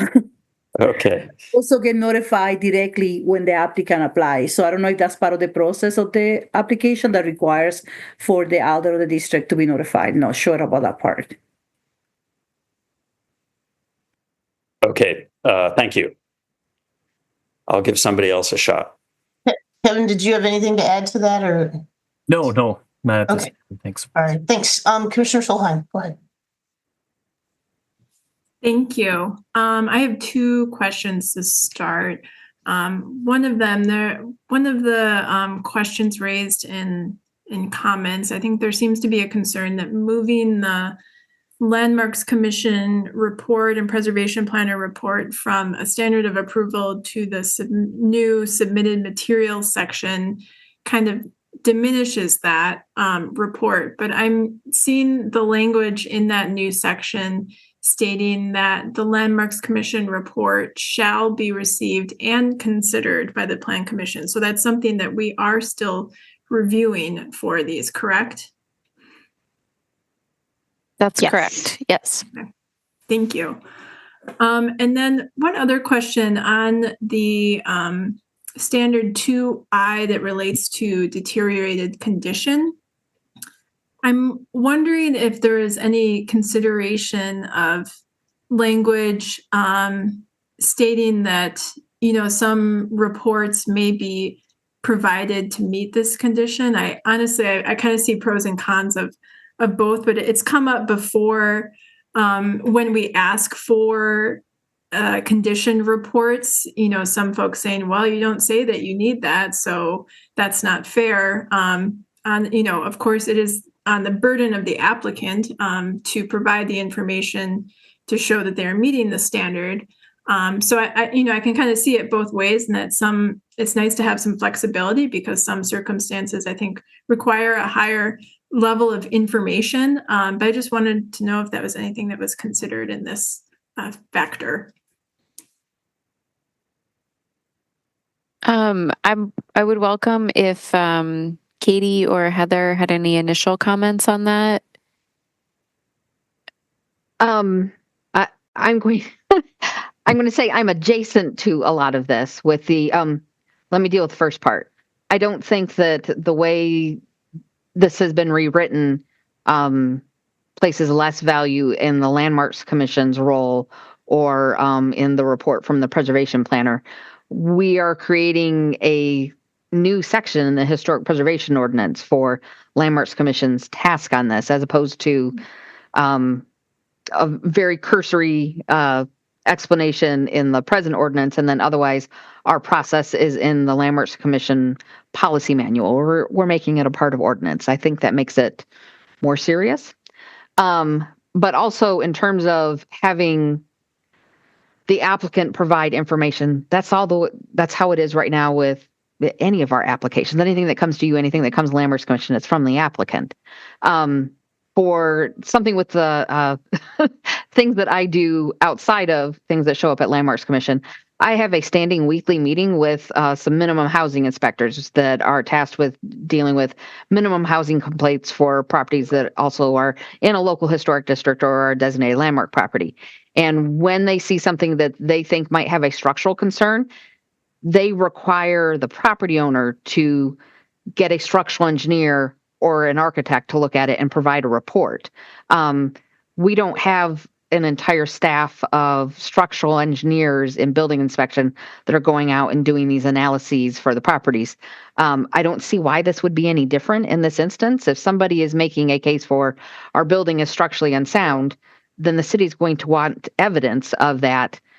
And so then we would require them to provide a report from an architect or a structural engineer. And that's the way we've been doing it before this. I don't see how this is any different here. So I don't know. Every week I get reports from minimum housing inspectors and we ask them to provide a report for, is this structurally sound? So that we don't have situations like the Mifflin Street block party where, a porch comes off. This is work that the city's doing already, and we require the property owner to provide a report from a stamped report from a structural engineer or an architect who has done that analysis. So that is my contribution to this. Looks like Megan would like to say something. Sure. And just, one addition in terms of, I think maybe part of what I was hearing in your question, Commissioner Solheim, is whether we would include a requirement to submit a condition report as part of the application materials, perhaps.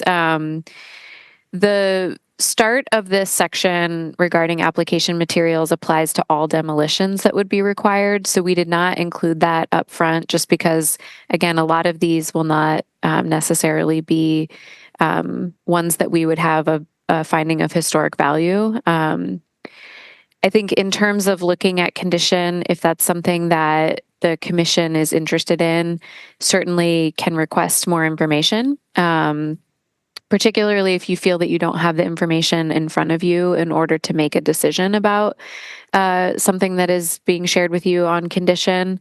But I think, certainly I'd be open to figuring out a way that we could say something about the applicant at least providing information about conditions for ones that do come your way. We'd have to think about how to nuance that in here if that was something you were interested in. Yeah, I'm more just trying to make it clear that, it's not straight black and white for every project that having this one thing means that you're covered. We have to have some discretion to say that, we need some additional information, a condition report this to be able to make this determination. And so it's not going to be necessarily evenly applied to every single applicant because every situation is unique in terms of the information we need. Exactly. And I think when staff is having those conversations with an applicant who's really leaning on this is why, and we think it's, going to have historic value and maybe a concern, like we're going to say, we're going to really need some good information there from someone like a structural engineer and architect, putting together a report that can explain that that's the case. Mm-hmm. Great. Thank you. That's all I have. Thank you. Other questions from the commission? Commissioner Sanders. Thank you, Chair. I think this is probably a question for Kate, but I just want to make sure that I understand the language that's in Section C with the standards of approval. So am I correct in understanding that with the words here, the Plan Commission shall not approve an application for demolition unless it finds both standards are met, that the presumption is that we would not approve a demolition and the burden is on the Plan Commission to express how we find subsections 1 and 2 to be met to make that approval?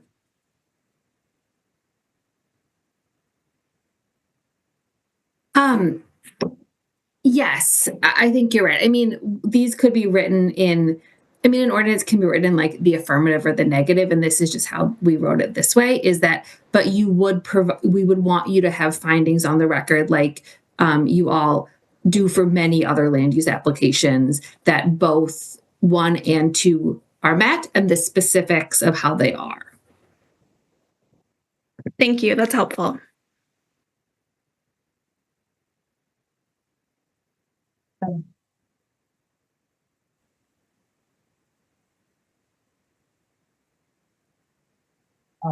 Alder Rommel.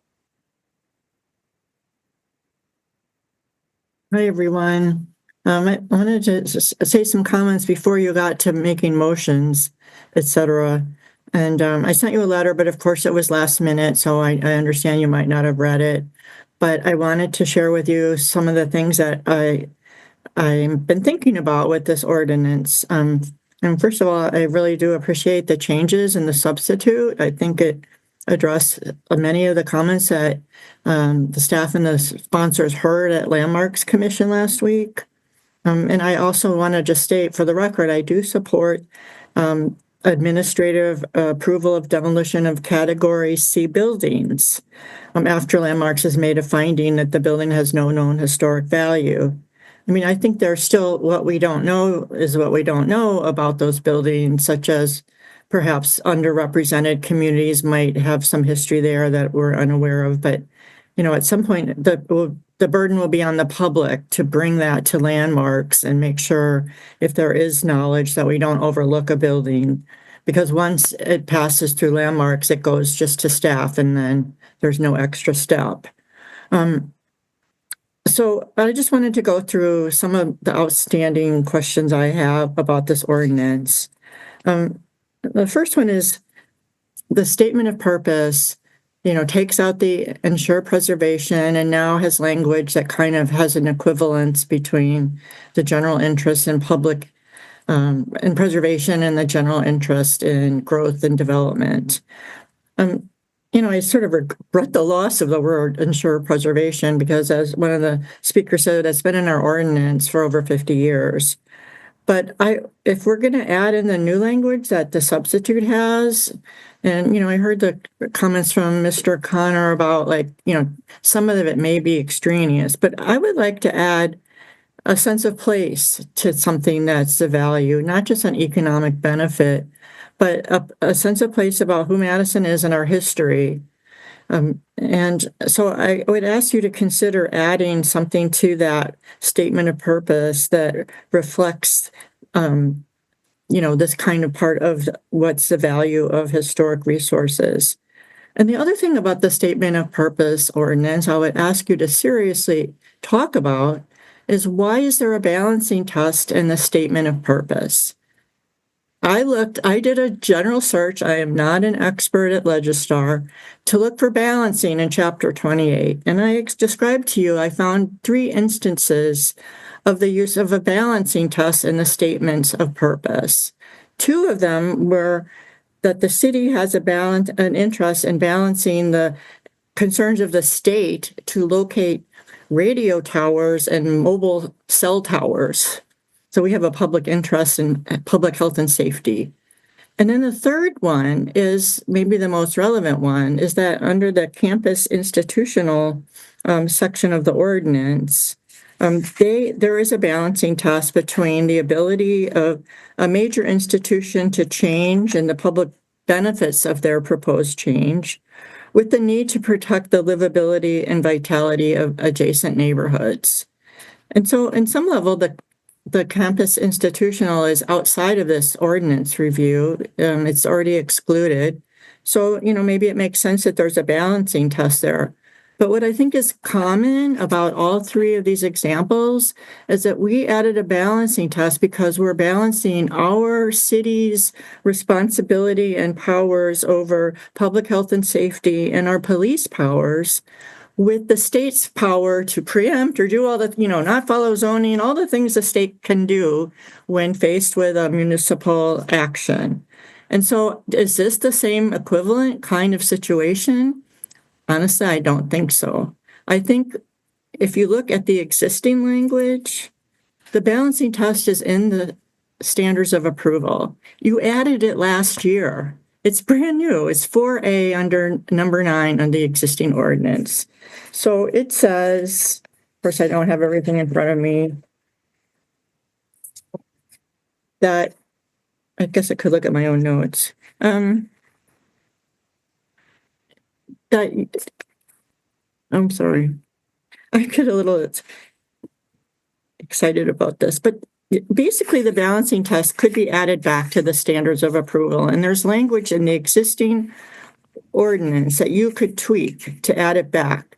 Because now you're only looking at the A and B things, not anything that's a C category. So you could talk about how, you know, the aids in the implementation of plans and how, you know, demolition aids versus preservation aids in the development of plans. And this actually talks about redevelopment. And that's a phrase Attorney Smith mentioned. So this is a test. This is probably the only example I know of in Chapter 28 where a future use is allowed you all can look at the future use and evaluate whether historic preservation or the future proposed use, which one. Whereas, in 2021, you took out the future use from the ordinance, period, under standards of approval. But this is one way that the Plan Commission weighs the future use. And so I think it should stay in the standards of approval and not be in the statement of purpose. And honestly, when I think about all this, I kind of wonder, what are we trying to solve here? If 96% of demolitions are approved, and 90% of those are buildings that are in the B and the C category, it seems like we don't need to elevate the balancing test to the statement of purpose. We're doing a job now where I think overall most things get demolished and we build new buildings. And then the rest of my comments from my letter talk about the standards of approval. And these, I think, are the most substantial changes to the ordinance. And I agree with some of the comments you heard from the public and in the letters that the new factors, only one appears to be required. And of course, that factor IV does seem rather like you could just put a sign up and that's enough. I mean, that's the question, it comes to me. And maybe that's as Commissioner Heck says, no, it's more subjective. But, that's how it reads to me, that you could just put up an interpretive installation or a piece of terracotta, and that's all you really need to do. And so, I just hope that you don't. I think the members of the trust who said, yeah, if you decide that there's some elements that should be saved that are material elements, make that a condition of approval. You'll save the terracotta, you'll put up a sign, you'll do that kind of thing, but that it shouldn't be a standard of approval. And for me, I guess one of the major things is, besides the balancing test that's a standard, is removing the consideration of the report of the preservation planner and any other additional comments from landmarks from the standards of approval. Now, someone just asked, well, Commissioner Solheim asked, well, the new submitted materials section has the phrase shall consider, and yes, it does. But it doesn't say you'll have to make a finding, whereas clearly now in the standards of approval, you have to make a finding. And okay, as a council member who's dealt with several recent appeals of demolition, the findings of the preservation planner were really crucial and helpful in our decision. And, maybe they're still there, but, the Plan Commission made a finding that because it's a building A and it's, et cetera, whatever the story is, that was something that, we're not going to, fits adopted plans for State Street or whatever the rationale is, that, to me, this is really an important value of this ordinance, and one that I would really regret the loss of.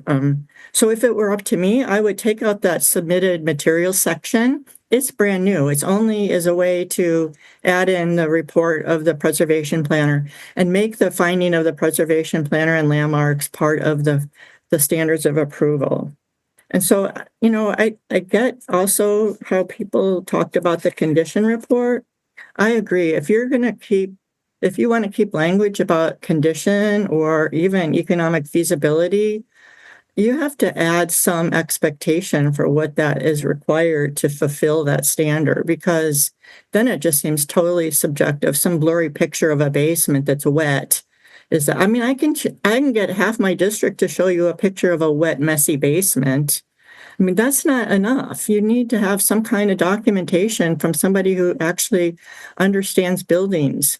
So much can be repaired. And the question is, what does it cost to repair? And then there are standards in state law that say 50% of equal assessed value is what it should be. And I'm sure you don't want to put that detail in the ordinance, but at some point, there needs to be more detail about what the proof is for a deteriorated condition. So finally, I sent you a list of some of the standards of approval I would, if I, hopefully could get you to consider.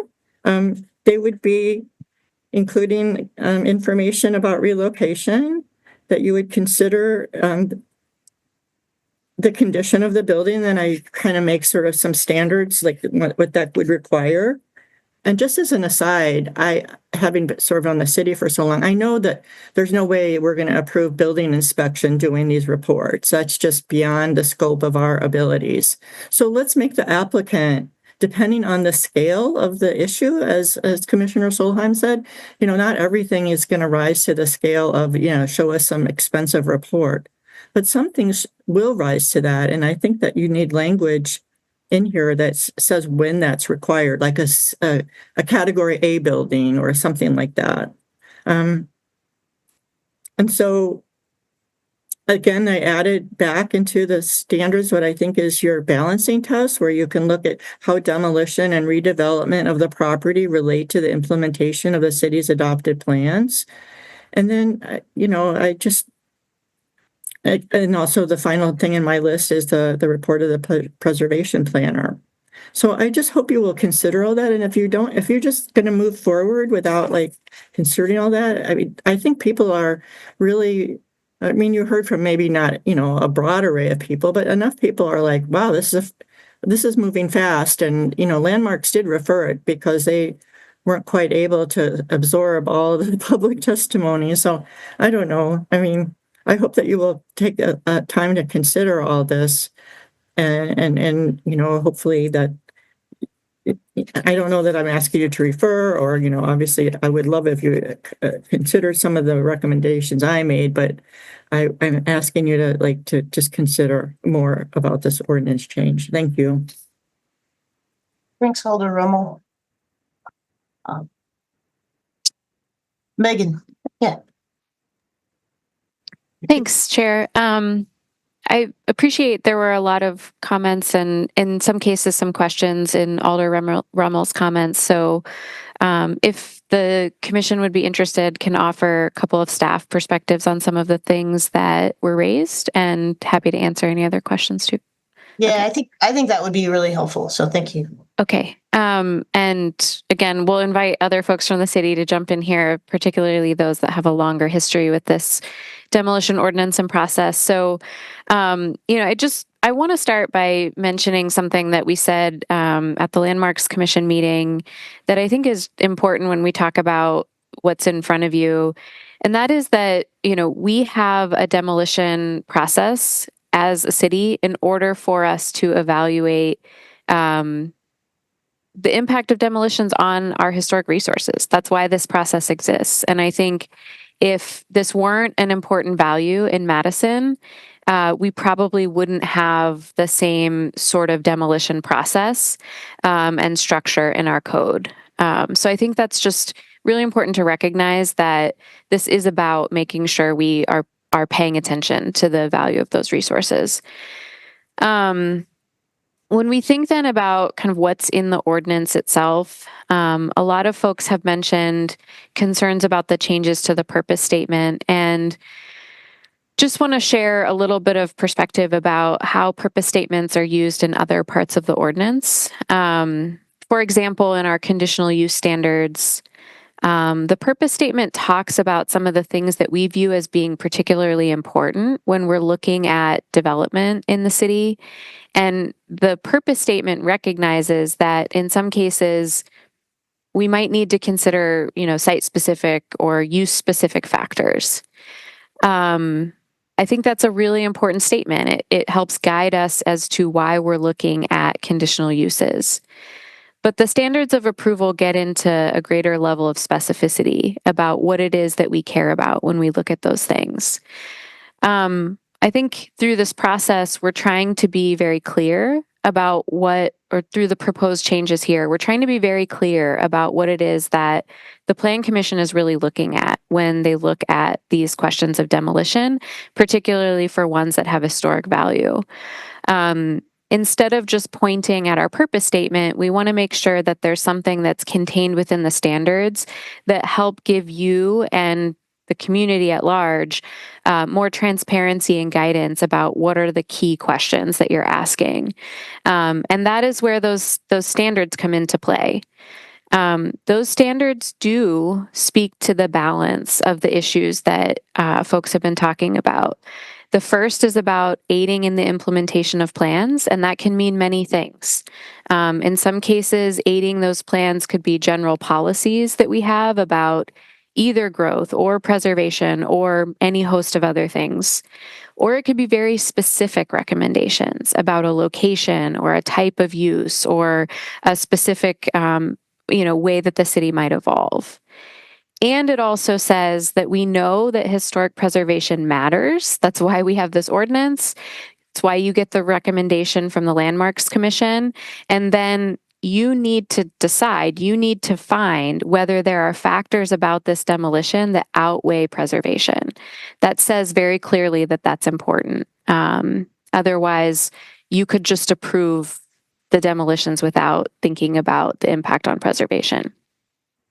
So those pieces are here. They are definitely in different, they're organized differently in this proposed ordinance, but has been done in a way that we hope can help point you at kind of that clarity and specificity of what the questions are that you're looking at. In terms of the concern about the way the Landmarks Commission's recommendation is embedded in this ordinance, the structure of this is proposed to be similar to how other parts of our ordinance take into consideration the recommendations of other boards and commissions. For example, there are lots of ways that the Urban Design Commission, for example, is advisory to the Plan Commission. We similarly include information in whatever is referred to the Plan Commission. There's references about the fact that the Plan Commission may consider a certain situation, a conditional use, a request for additional height, whatever that might be, after the Urban Design Commission has reviewed it. It doesn't specifically say you have to consider all their recommendations, but that's the implication as part of this process, that you actually bring that information in and you use it as part of your decision-making process. That's why we have these processes set up, is so that you can get that advice from those boards and commissions. And then the last thing, I think, just for folks who maybe weren't following the Landmarks Commission meeting closely, want to make sure that we let the Plan Commission know what their recommendation was. Their motion was ultimately to recommend that the council approve the section of this ordinance that has to do with creating the new section in the historic preservation ordinance related to those categories for historic value, but specifically requested the piece of this that is about the Plan Commission's process, so the zoning code piece of this, back for more discussion. So just wanted to make sure that was clear. Thanks, Megan. What other questions do commissioners have? If we're thinking about a motion, I think we're being asked for a recommendation. So similar to the TID items, I think the motion would be to recommend to the council whatever our action is, approval with specific changes, or disapproval. I don't know if that means deny it or reject it. I don't know what verb we'll use there, but whatever the opposite of approval is.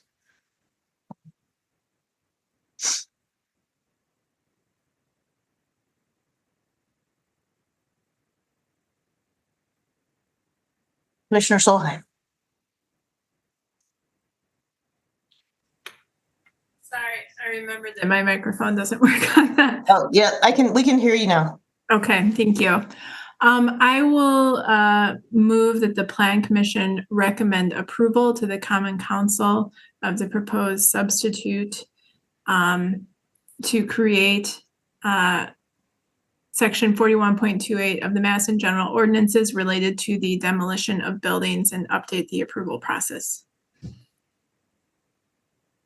Alder Uyghur. Oh, you're still muted. It was a second. Oh, there we go. All right. Sorry, I wanted to have you say it just to make sure. Thanks. Yeah. All right. Discussion on the motion as seconded.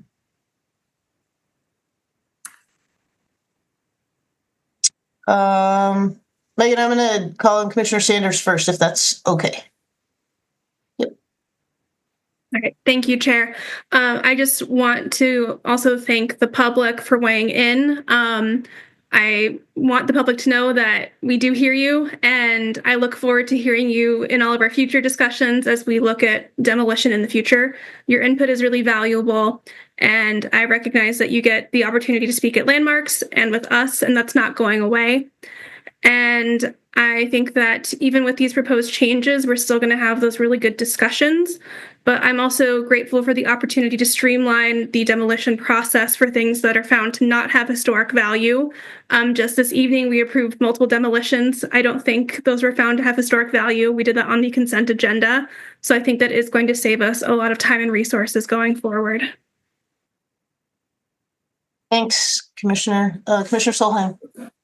Thank you. I agree with Commissioner Sanders. Thanks for those comments. I also just wanted to say I appreciate all of the work from staff and the members of the public and the changes made with the substitute, which really came from all of that input from the public. So thank you for the time that you took to review that and provide your comments. I think those were good adjustments. I've reviewed these materials in depth. I watched the Landmarks Commission meeting. We've had a lot of discussions about our demolition ordinance over the last few years, and I am grateful to see something that I think makes our standards of approvals and the process much more clear, both for us as commissioners, for the public, for applicants. It's easier under this, I think, to relay a finding of either approval or denial. And I really appreciate the additions to the historic ordinance, the ABC versus kind of red light, yellow light, green light, which was always kind of confusing for everyone. And I just want to note that, I don't think that there were some comments about 96% of demos are approved. Why do we need to make these changes? Still, because we approved those doesn't mean that our process was perfect or clear. I think that our standards really had to be more clear and those approvals were made, but that didn't mean they couldn't be improved. And I think that this goes a long ways in improving that transparency. Thanks. Megan, I'll let you get in here. Sorry, I just have a procedural question about the motion that Commissioner Solheim made. I heard moving the substitute, but specifically only a reference to the section of the ordinance that deals with MGO 41, creating that new section on historic value. So just wanted to clarify if that also includes repealing and recreating the standards under 28-185 as well. Sorry, yes, I skipped right over that. I meant section 28-185 and section 41-28. Thank you for clarifying. And likewise on the second. Thank you. Thanks for that clarification, Megan. Commissioner Heck. Thanks. I just wanted to say that I agreed with Commissioner Solheim's statements about making this easier for us to justify our decisions and motions compared to what the ordinance currently states. As somebody who has made several motions to deny demolition permits, I'll say that the current ordinance made that very difficult. And I think that this I understand why some folks have qualms about this or that aspect of this, but I think it's actually going to help us with explaining our rationale, whether we agree or not with a permit. I think on both sides, it's going to make it the decisions clearer. And I thank staff and everybody who worked on this for that effort. Thanks. Thank you. Commissioner Wisniewski. Again, like others, I think that the public for their comments gave me a lot to think about. Thank staff for all their hard work in putting this together. Just in reviewing this, I know some comments are made of, again, going back to, well, if we approve them, why do we need to change the process? And I think about we're trying to grow a class of citizen developer in this city to do some neighborhood sensitive context development, and this will go a long way to helping them with that process. They don't have the attorneys that can go out and fight for this, and so time is money for them as they're holding on to this stuff. And if these could be approved administratively, those that aren't of historic value, then it makes a lot of sense for that. So support this, and thank everybody for all their work on it. Thank you. All right, Alder Yeager. Just also want to amplify what Commissioner Solheim and Commissioner Heck said, that as I think back of the decisions that I've participated in on the Plan Commission over this past year and a month, that I don't think the changes in the substitute would have changed my vote on anything, but it certainly would have required fewer mental gymnastics to get to the decision. It's greater clarity. And again, thanks to all of those who commented today and the landmark comments that led to the current version. I think as I really take a look at the details of the current wording, it really doesn't, in my mind, preclude the Plan Commission from considering any of the concerns that were raised by the speakers tonight. It may not force us one way or another into doing something, but it gives us a kind of discretion we need to consider all of that. And I think certainly history, at least as I've watched it, the Plan Commission operate for the last several years, we try to consider all of those things. And now we have a clear roadmap to be sure that we will consider all of those things that could prevent the demolition of something that really has value, or allow us to properly consider the other alternatives that are of value to the city. Thank you. Thanks, Alder Yeager. Other discussion on the motion? Right. Any opposition to unanimous approval for this item as moved and seconded? Right, we'll record it as unanimously approved. I really appreciate the everyone taking the chance to sort of articulate how they're thinking about it, and also I appreciate the really respectful discussion that we've had with all the registrants and staff and all the hard work that's gone into getting us to this point. So we have one more item on our agenda for tonight, which is also not an easy one, and that is number 13, which is Legistar 86650, amending sections in Chapter 28 of the Madison General Ordinances related to single-family homes, accessory dwelling units, and small residential infill projects. And I think we will start with a staff presentation. I think, Katie, are you on this for this one?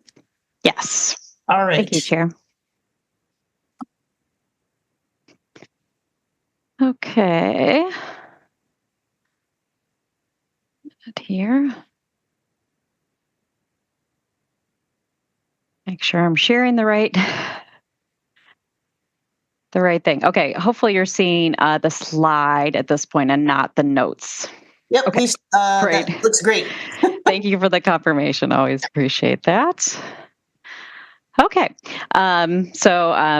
thanks for hearing me out tonight about some additional zoning code changes that are proposed before you tonight for recommendation to council. So first I'll start with the policymaker ask. So really we were asked to look at how can we make single family houses easier to build and to improve?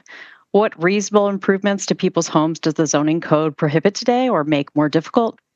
And then what obstacles to missing middle homes remain? So these are the buildings between some of the larger hundreds of unit projects we're seeing and single family, two family homes, these missing middle.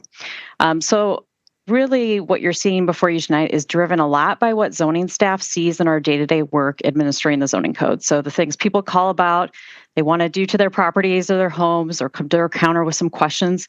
And we're having to say no to things that we think we could reasonably say yes to.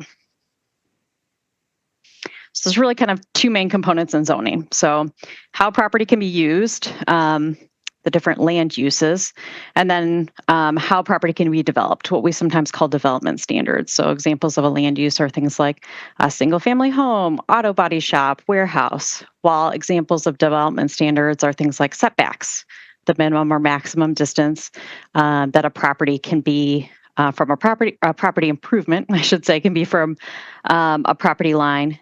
Building design requirements, like requiring an entrance that's oriented towards the street, building height, minimums or maximums. And the zoning code changes here are really focused on that second bucket, the development standards. How a property can be developed in places where these uses are already allowed. So there's 6 changes before you tonight, and I'm going to kind of go through each one. What do we have today in place? What are some reasons to consider a change here to this part of the code? And then what's actually proposed. So today the zoning code has an attached garage design requirement for new residential buildings constructed after 2013. And the purpose is right in the code at the top there in italics. You can see that it's in order to avoid the monotonous and pedestrian unfriendly appearance of facades dominated by garage doors. So the current code requires that attached garage doors be recessed 2 feet behind the facade. And it says the remainder of the facade, which has been interpreted to be a finished space like a room, not a wing wall or part of the garage, but also not the entire width of the street-facing facade. It's important to note that there's an existing design requirement as well, and that is that no more than 50% of the width of a facade facing a street can be garage doors. So why change it? Well, we've run into a number of situations where people didn't know about this design requirement. They've already put together their very expensive plans and had to redo them. And they're otherwise quite attractive house designs, which we think arguably comply with the purpose and intent of having this in the regulations, nonetheless didn't meet the letter of it, the prescriptive requirement in the code. So this code change would provide some additional flexibility. It does a couple things today. Having this design requirement really limits homeowner options in selecting a developer and selecting plans, so off the shelf plans. It also limits modular options that would be available because very few of them meet this 2 foot behind recession requirement. Today's design requirement also results in a little bit less efficiency of design because it's pushing more of the garage under that building roof. It chews away at the living space under the building roof that would otherwise be allowed. So a change here could add a little more flexibility for living space programming under the roof of the garage, allowing it to sneak out a little bit if we add some flexibility here. And then, here are a couple examples of just houses that exist in Madison today, and there's a number of them that don't meet the strict letter of the ordinance requirement today, but really seem to meet the intent of the code, and that we don't have a facade dominated by garage. We don't have a snout house where the garage is really sticking out so far that that's all you see when you look down the street. And so these were built prior to this code requirement in 2013. So what's proposed before you today is to change it from this recession requirement of 2 feet behind the remainder of the facade to allowing that it can go up to 4 feet forward of the facade. So just providing a little bit more flexibility. Again, there are a lot of homes that already exist in Madison that seem to meet this requirement, and we would allow more people to potentially even have homes infill in those neighborhoods that fit in a little bit better than the ones that would meet that 4 foot requirement. And then also that language I mentioned before about that 50% of width, that's proposed to remain. And we think it's really important that it remains because it does help a lot in that we're not having these facades dominated by garage doors. It really provides a balance in garage doors facing the street with the rest of a house. So the second code change is about open porches and side yard setbacks. So our zoning code allows a number of elements to go closer to a property line and within a setback than would otherwise be allowed, what we call an allowed encroachment. So open porches, these are roofed, but unenclosed, unconditioned spaces. So you could have, so it's not a room addition. It's truly what we think of as an open porch, a traditional open porch. And the zoning code currently allows open porches to encroach into the required front yard setback and the rear yard setback. However, today we don't have any allowance for an encroachment to a side yard setback.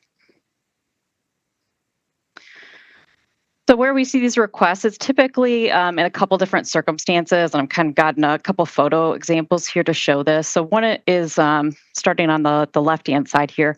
One is when we have a building which has a side entrance on a street, and someone wants an open porch over a door on the side of the house. Again, we don't necessarily have a way to allow that if they're already at the side setback. The example in the middle here is where we have a house that's already located within a side setback and they want to put a nice open porch across the entire width of the house.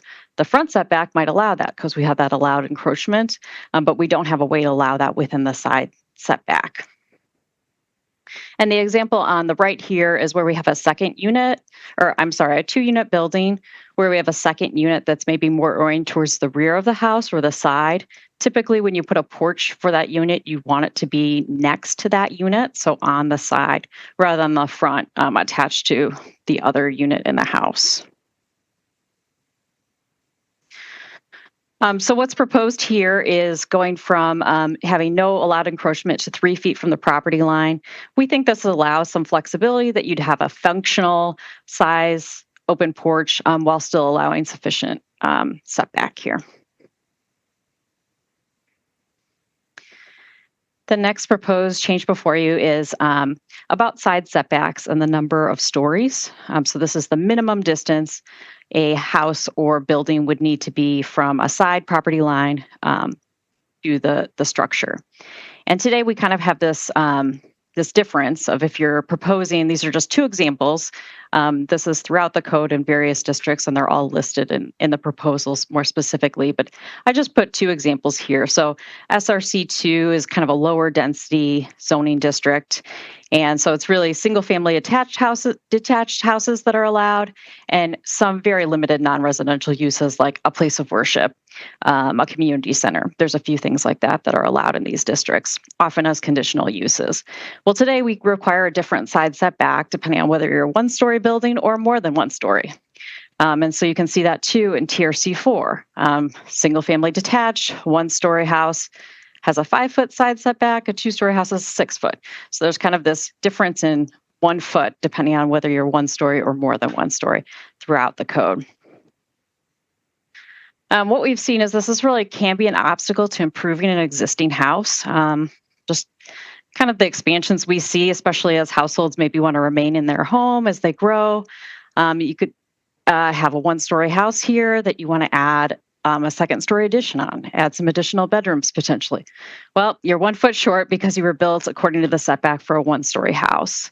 And we also have where people want to put a 1-story addition on the house, but the house is 2 stories. And so they're 1 foot short there as well. So a change here is just really add some consistency, makes it a lot easier to design, not having to have this difference between 1-story and 2-story buildings for the required side setback. So this is that SRC2 district, more lower density single family, and TRC4, which has a single family as well as some missing middle uses here. Again, having a consistent side setback requirement across the board, regardless of number of stories. Again, we're still going to have the limits on number of stories that the district already has. This doesn't also change any required step backs that would be required in situations that they are required. Next, accessory dwelling units or ADUs. We haven't had that many built. But we have seen an obstacle that goes beyond the cost to adding ADUs, which is the biggest obstacle today for more ADUs. We've only had about 41 ADUs that we've had building permits issued for since 2011. That includes 11 in 2023 and 8 in 2024. The code obstacle here is really primarily about detached ADUs. And kind of get to the next slide to talk about it a little bit. So a lot of it is about the kind of detailed review that's required today with that. Back a slide. We have a maximum square footage for that accessory dwelling unit of 900 square feet, and there's a maximum of 2 bedrooms. And so to determine whether someone has hit that maximum or not, there's a lot of back and forth discussion that needs to happen between the applicant and the zoning staff today. So we're looking at things like, okay, that utility closet, is that for the accessory dwelling unit, or is that for the garage that's also part of the same building? Is this storage space connected with the ADU, or is it a separate storage space which has its own entrance and it's not internally connected to the ADU, and so we don't have to count it against that maximum? It's just added a lot of complexity to how this is administered. As far as the bedroom count too, there's things like, okay, this area you say it's going to be a home office, it has a closet in it. Well, looks like we have to count that as a bedroom now. And so it just really digging into a lot of the details on the floor space. So today, this is how measure the ADU maximum size measurement. So we're looking at all the details of that interior space. Do we have to count all of the detached accessory dwelling unit or only parts of it? And then we have a maximum for permitted use detached accessory structure separate from ADU, which just measures the footprint. So we're just looking around the ground floor, and if it's under or 1,000 square feet or under, then it's a permitted use. So there's really kind of this mismatch today between how we're measuring maximum accessory dwelling unit size versus this maximum permitted use accessory structure size. So what's proposed is really to kind of align these things together. So we'd have a maximum 1,000 square foot footprint for detached ADUs, and also a maximum 1,000 square foot for attached. So that's going to be a living space one. And then removing that limit on the number of bedrooms, we've just seen, home offices. I think we also know that we need a lot more housing units that have 3 bedrooms, and those are more desirable to families with children. So it seems like if someone can fit a 3rd bedroom in, why would we make the zoning code prevent that from happening? So you can see how on the right, we would measure accessory dwelling unit and accessory structure maximums the same way under this proposal.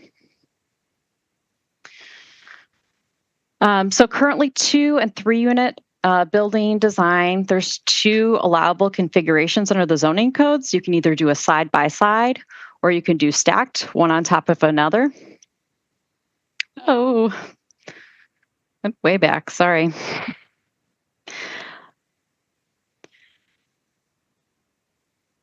So we have found that this can be really limiting, particularly when someone's trying to add one additional unit on an existing house. There may be reasons that just doesn't really work well with the floor plan today, and why it's preferable to have a different configuration. So what's proposed is to allow kind of 2 additional configurations, a back-to-back configuration, as well as one where you might have partial kind of on top and partially on bottom. Partial side-by-side or back-to-back in some ways combined. And the last housing code specific code change is about removing usable open space. And I think this one is probably the most confusing one and difficult one to explain. So please feel free to ask me questions after if I don't hit all this. But first, I think it's really important to note, like, usable open space is not a lot coverage, setback, stormwater, or landscaping related requirement. We have all these requirements, and we would continue to have them under the proposed. I think usable open space really was a nice idea when it was put in place. The idea that everyone would have access to a private outdoor space in their backyard, which would be, flat enough, large enough to have a picnic or, play a bags game in the backyard.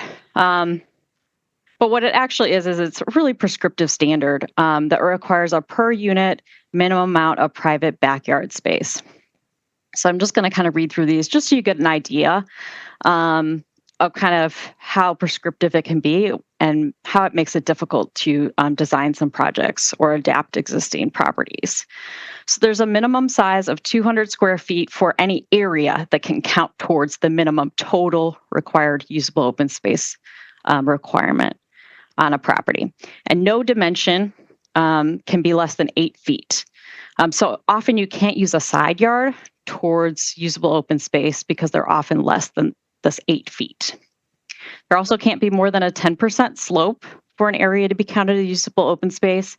It can't be in a front yard or a street side yard. So on a corner lot, it can't be on either side facing a street. It also can't include driveways, drive aisles, off-street parking, paving, and sidewalks, except there's an exception for a paved path, no wider than 5 feet that could be within a usable open space.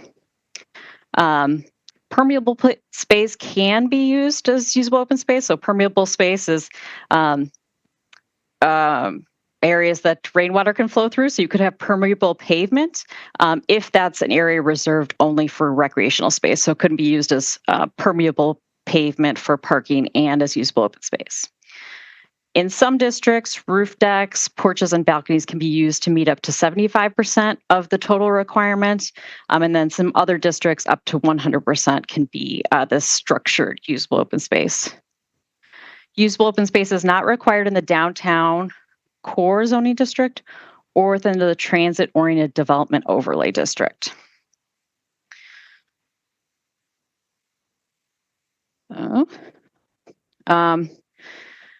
Why change it? Really what we've found is that it's regularly an obstacle to creating more housing, and particularly missing middle housing. It's one of those things where it's like, yes, we know the zoning district says missing middle housing is allowed here, but kind of when you stack up the layers of regulation, it leads to, in the end, usable open space is the thing that makes it say, yeah, you can't actually do that here. You don't have enough space. So, starting at the bottom, I kind of like thinking about layers, a cake. You're looking at minimum lot area. So minimum lot area in the district for that use, minimum lot area per dwelling unit, depending on the district. Then there's the minimum setbacks in every direction. How far does the structure need to be from every property line? And then we have a maximum lot coverage. So this is the maximum amount of the lot that can be covered with impervious things like structures and pavement. And then on top of all that, you have to meet this minimum recreational area per housing unit on the lot that has to be certain dimensions and only allowed in certain areas. So we've seen it's especially difficult for infill projects. Projects with an existing building may be looking to add one additional unit. We often see with these existing developments, even their existing number of units, they don't meet the minimum of usable open space that would be allowed. So another unit's definitely not allowed then. And just to provide a couple more examples, this was a plan to build 2 duplexes side by side on lots next to each other. And they both had rear loading attached garages. So, as I mentioned earlier, we have that requirement that no more than 50% of the width can be garage doors. So it can be a little bit difficult when you're looking at a duplex of how do you add an attached garage if that's a desirable amenity for the homeowners you're looking or renters you're looking to attract, but also meeting usable open space. And really here, it wasn't possible because they have to have this backyard area reserved for usable open space. So corner lots can be especially tricky since you can't have usable open space in your front yard or your street side yard. And usually your side yards are too narrow.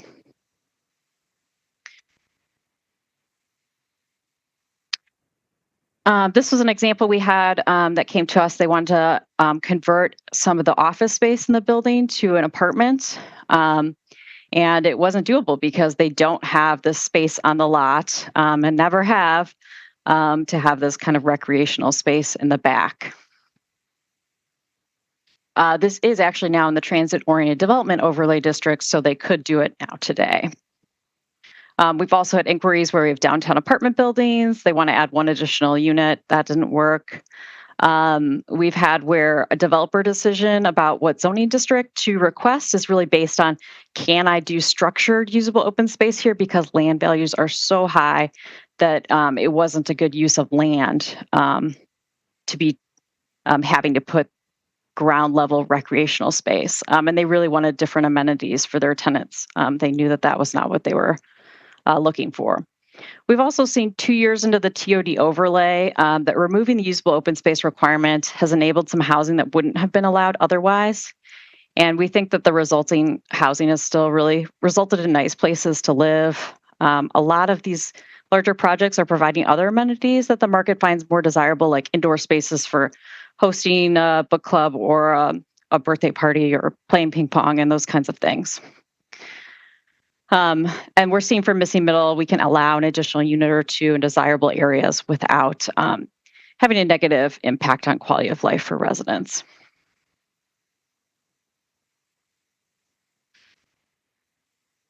So what's proposed is to remove usable open space requirements that remain within the zoning code while retaining those other kind of limits that limit impervious surfaces, protect trees, and things like that. So we're still going to have maximum lot coverage requirements, minimum setbacks, and minimum lot area, any landscaping requirements as well, while kind of removing this prescriptive requirement that's been preventing more housing from being able to happen. And I think something we've seen too is just like often these projects are located near parks, and a lot of times those are a lot more desirable usable open spaces, recreational spaces than our usable open space in our zoning code. So that is the last change to share with you tonight, and happy to answer any questions about all or a few of those. Thank you. Thanks, Katie. I know we have registrants, so we'll open the public hearing on item 13. And Megan, would you manage the registrant list? Yes, we have 2 speakers that want to speak to you tonight. We'll first hear from Grant Foster and then Linda Lennertz. Great, thank you. Good evening. Can you hear me? We can. Thanks. Great. Thank you, commissioners. I sent an email earlier this week, very much in support of the proposed changes, and did want to speak on a proposal for you to consider 2 additional changes related to the ADU regulations. As I mentioned in my email, these 2 items I really came to understand better through my own experience working to construct an ADU on a property I own on the east side of my home. And but the reason I'm advocating for them in this email and the reason I came to talk with you tonight is really not about any project for me at this point. I determined that it really wasn't feasible financially to do it. And honestly, my primary motivation for doing it was my sincere and strong belief in infill development. I was a strong supporter of that during my time on the council. I feel like it's critical for sustainable transportation options. And I really wanted to put that into practice by adding a unit in my neighborhood that I really love. The 2 pieces is 1, to consider raising the maximum height of an accessory building. So right now it's at 25 feet. It really does put some significant constraints when you're trying to do a 2-story building, garage with a ADU above. And it is possible to meet that height, but it does put a lot of constraints on the form. We have a steep pitched roof, for example, and you just have to start doing things that don't really make a lot of sense. And I don't think that that extra roof height would have a big impact on adjacent neighbors. The second piece is a recommendation to consider allowing a second ADU within the existing permitted form. That one might seem like a more significant change, but I really appreciated the way that it was framed in the staff report. That we really want to focus more on the form and allow more flexibility with the use. I think given the constraints on the form, it's unlikely that a second ADU would create any significant intensity of use that would be a problem for adjacent property owners.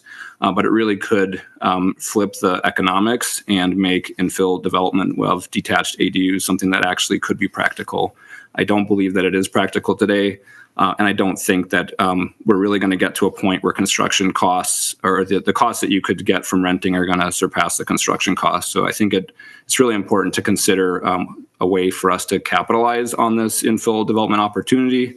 And I think the only way we're going to get at it is by allowing for a second ADU for such a development. And I'd be happy to answer any questions later. Thank you.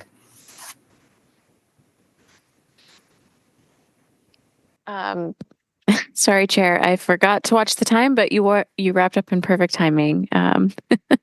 Our last speaker for the evening will be Linda Leonards.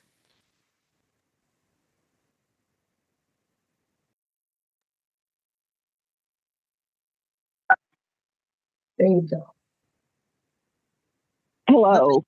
I have a few things I would like to talk about. One, usable open space is space that is, quote, available to all occupants for outdoor use. It's not, sort of like everybody has their private little space unless they have balconies, but I think it's particularly important in terms of families that there's some place the kids can go outside to play as opposed to mom or dad taking them down 2-3 blocks at the least to get to a park. And it's kind of, in my view, we're proposing to warehouse people that they're stuck in this building that has no place to go outside, not even a little balcony. And that's okay. It's more housing. We can warehouse them. I'm also concerned that by taking that away, that there's going to be less missing middle housing. That's sort of the 4 to 8 to 12 unit type of things. Well, if you don't have to have usable open space, you can build 24 units or 50 units or whatever. And I think that is a consideration too. And third, there's a whole heck of a lot of places where none of this is going to take effect. For example, a couple years ago in 2021, I looked at Alder District 9. 26% of those lots were zoned PD. This stuff doesn't affect PD. And 61% were covered by a declaration. And most of these declarations, these covenants, are clear that one single family residence can be constructed on a lot. And they're big lots. And I hope that the Plan Commission considers these covenants in the future, if not for this one, and how that is restricting development outside of parts of basically the old city, or the parts of the city that weren't as wealthy as the west side, and that you're really taking and creating density in a very segmented way in the city. And I frankly don't think that's fair. So, thank you.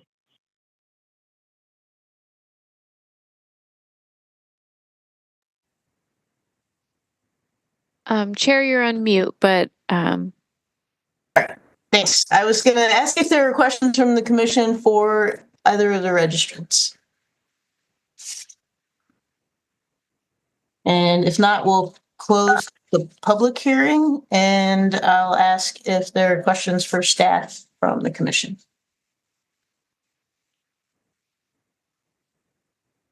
Commissioner Heck.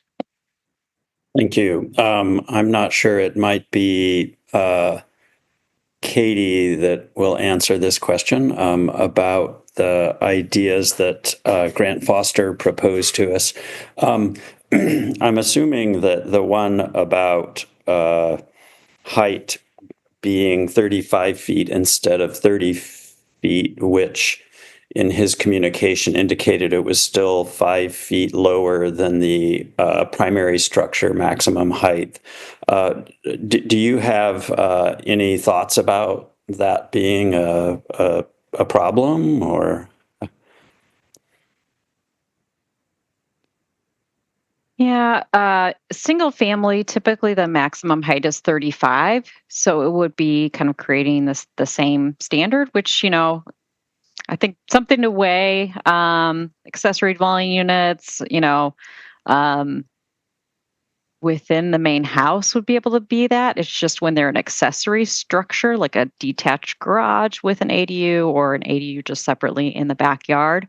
So, I mean, it would have a different impact. So something to weigh, something we didn't really consider with this. It hasn't really come up, I would say, in conversations with people who are proposing these, that the height is a real obstacle. Okay. Yeah, I guess I was wrong. I was 5 feet over on my numbers there. I think he was suggesting 30 feet instead of 25, with the maximum being 35. So, you know, if we were to consider doing that, I guess it would be policymakers maybe would need to have a discussion about that. And maybe propose it. I mean, we could do it on the fly, I suppose. But and then the second one about more than one ADU allowed. I was thinking that sounded reasonable because you could have one ADU on top of another one rather than having a garage beneath, for instance, or having an ADU internal to the principal structure. But I guess I wasn't clear if you could have 2,000-foot ADUs in your giant backyard if it would otherwise meet setbacks. If that was part of the proposal, did you take a look at that, Katie? Yeah, I did think about it just a little bit here. The TOD overlay in our single family districts does allow like a duplex with an ADU in the backyard. So in some ways it would be a little bit similar to that, but it does kind of go beyond the scope of what, you know, staff was asked to think about, like where we already allow these things, but have some kind of obstacle kind of in the code that's preventing it from happening, right? This would be expanding the number of ADUs you could put on a property. Are there, I don't know if you'll be willing to answer this, but are there other tweaks to the ADU related portions of the ordinance that maybe alders have been considering that you've discussed? Nothing beyond what we've got before us today. Okay, thank you. Mm-hmm.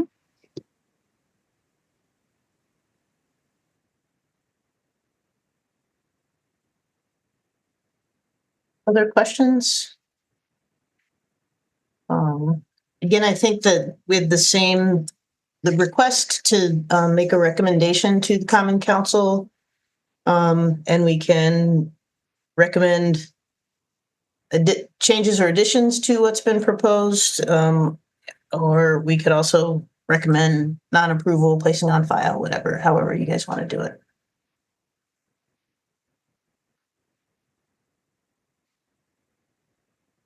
Alder Yeager. Yes, I move that we recommend approval of this collection of adjustments as presented without modification. Alder Duncan, is that second? Thank you. Is there discussion on the motion? Commissioner Wisniewski. I would like to add an amendment to consider the 30-foot height limit of the ADU as proposed.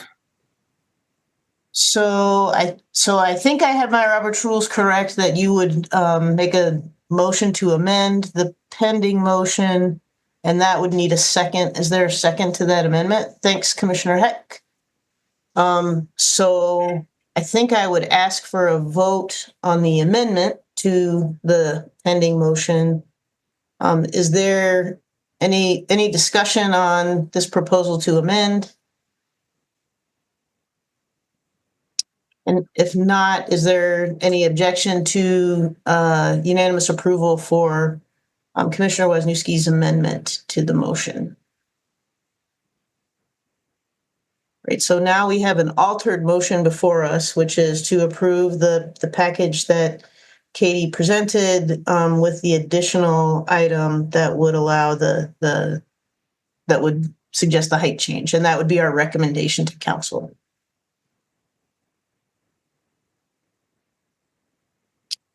Any further discussion on the pending motion? Commissioner Wisniewski. Yeah, I just wanted to just explain why I had Sure. recommend the amendment. Just in exploring an ADU on my own and trying to get it over a garage, the 5 feet was really a limiting factor in what I could do in developing a roof line on that. So it seems it would still be subservient to the residential structures around me, but it would allow some flexibility in housing choice with that. Thank you. Alder Yeager. Yeah, I think I would agree with that. I've played around with the configuration myself, and particularly since we're looking to accommodate potential modular uses within the city, and having built a lot of them and done some over garages, it gives you some more flexibility. It's not that we couldn't do it within 25 feet. It's just some of them might look a little strange.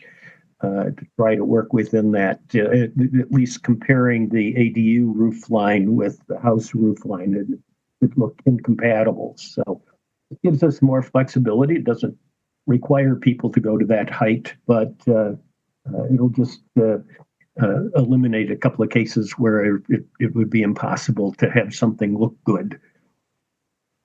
Thank you. Commissioner Heck. Thanks. I'm going to be supporting this amended motion, and I was just going to mention that I think the second idea that Grant Foster brought forward isn't necessarily without merit, but I think it's something we might need to dig into just a little bit and have some buy-in from some folks in order to attempt that. Also, I'm very comfortable with the usable open space portion of this change.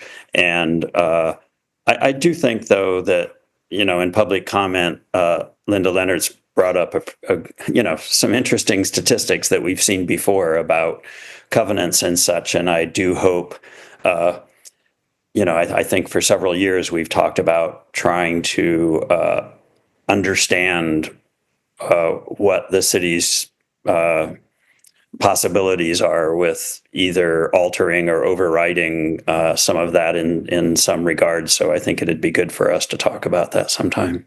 Thanks. Thank you. Commissioner Wisniewski.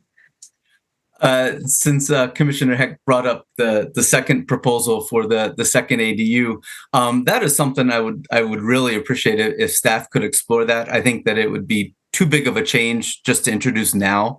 I've studied other cities that allow that, and they have a limit. For instance, Fayetteville, Arkansas has a 1,200 square foot limit. You can get two of them in that 1,200 square foot, or one of them at 1,200 square feet, but you can't go over the 1,200 square feet, and it just allows some options there. So definitely encourage to staff to explore that, and we can revisit at a later time. Thank you.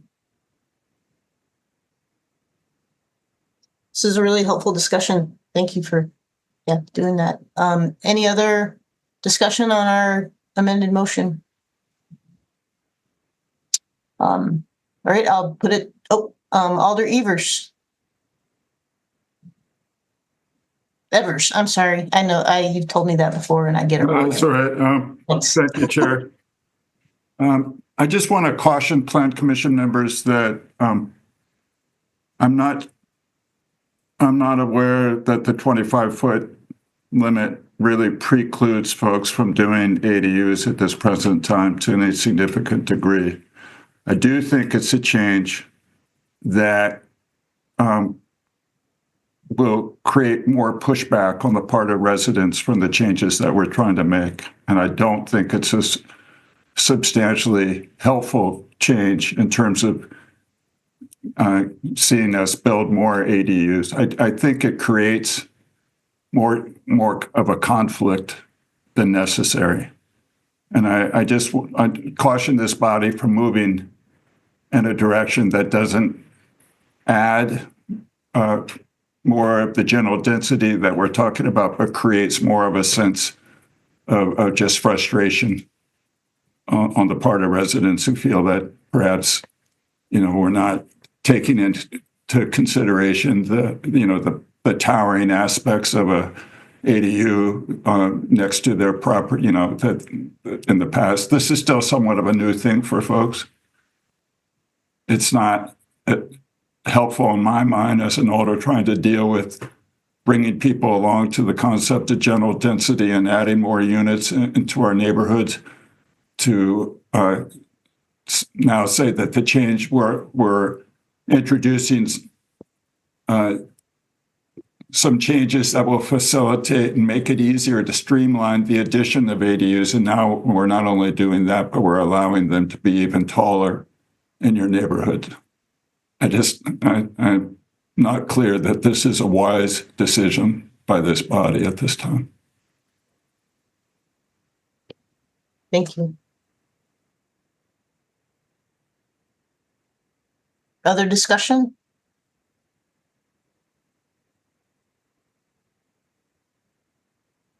Great. I think we can put the motion to a vote. Is there any objection to unanimous approval for the pending motion?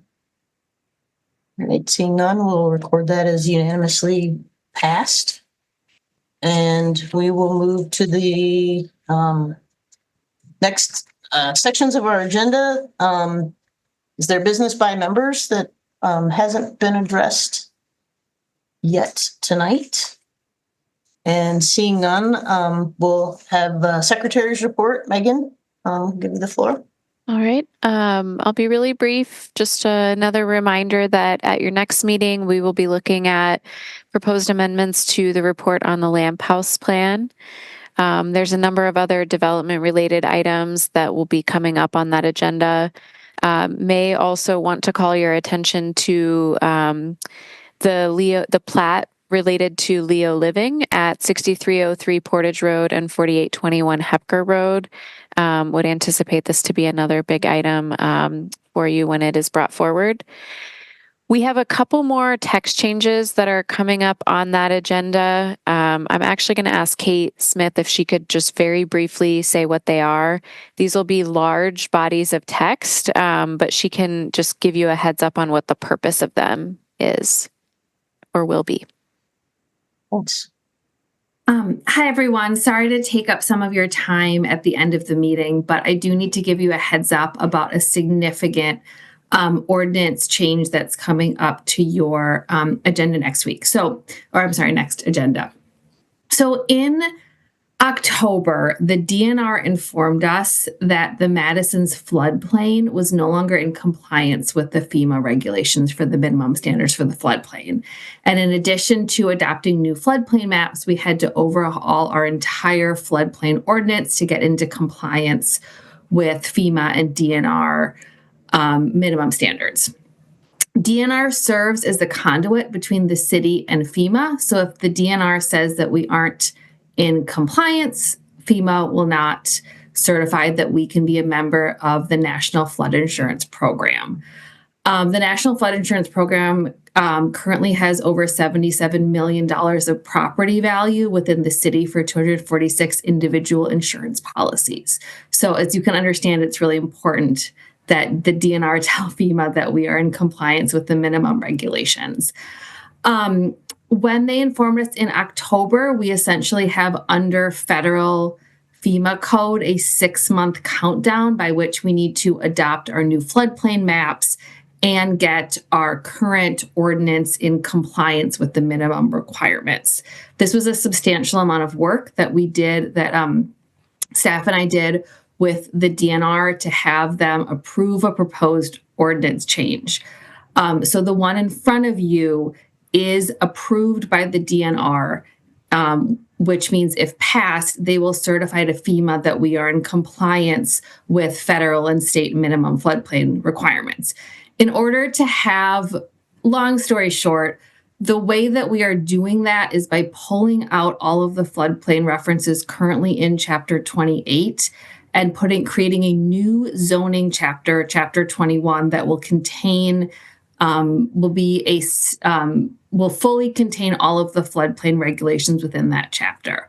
There's not really that much difference to how you'll interact with floodplain. To be honest with you, it's a lot of really technical language, and a lot of it is been what you've been using, but I just want to impart to you that we really don't have any wiggle room with this. We have to do what DNR tells us we have to do. They've approved this language, and we do need to, in order to not jeopardize the city's participation in the National Flood Insurance Program, it does need to be passed in totality as approved by DNR and on the schedule we set forth. So if it's referred or modified, we might run the risk of being kicked from the flood insurance program. That also doesn't have any sort of discretionary timetable. The federal code says that you have 6 months and then it's a straight kick out. You can then come back into it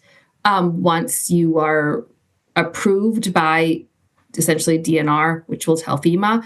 But we're concerned that if there ends up being a delay, there will be a period of time where if we're not enrolled in the program, that can affect anything from public facilities to home sales and flood areas. So that's kind of why I asked Megan that I can step into your secretary's report to give everybody a heads up for what's on for next week, for next meeting.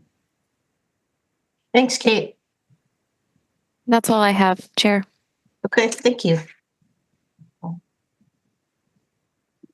All right, any announcements?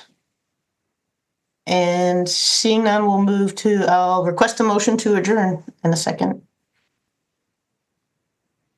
Thanks, Commissioner Solheim. And Commissioner Heck, you got in just under the wire. Any objection to approval for a motion to adjourn? All right, thanks everybody for the good meeting. We got a lot done. Take care. Thank you. Have a good night. Too.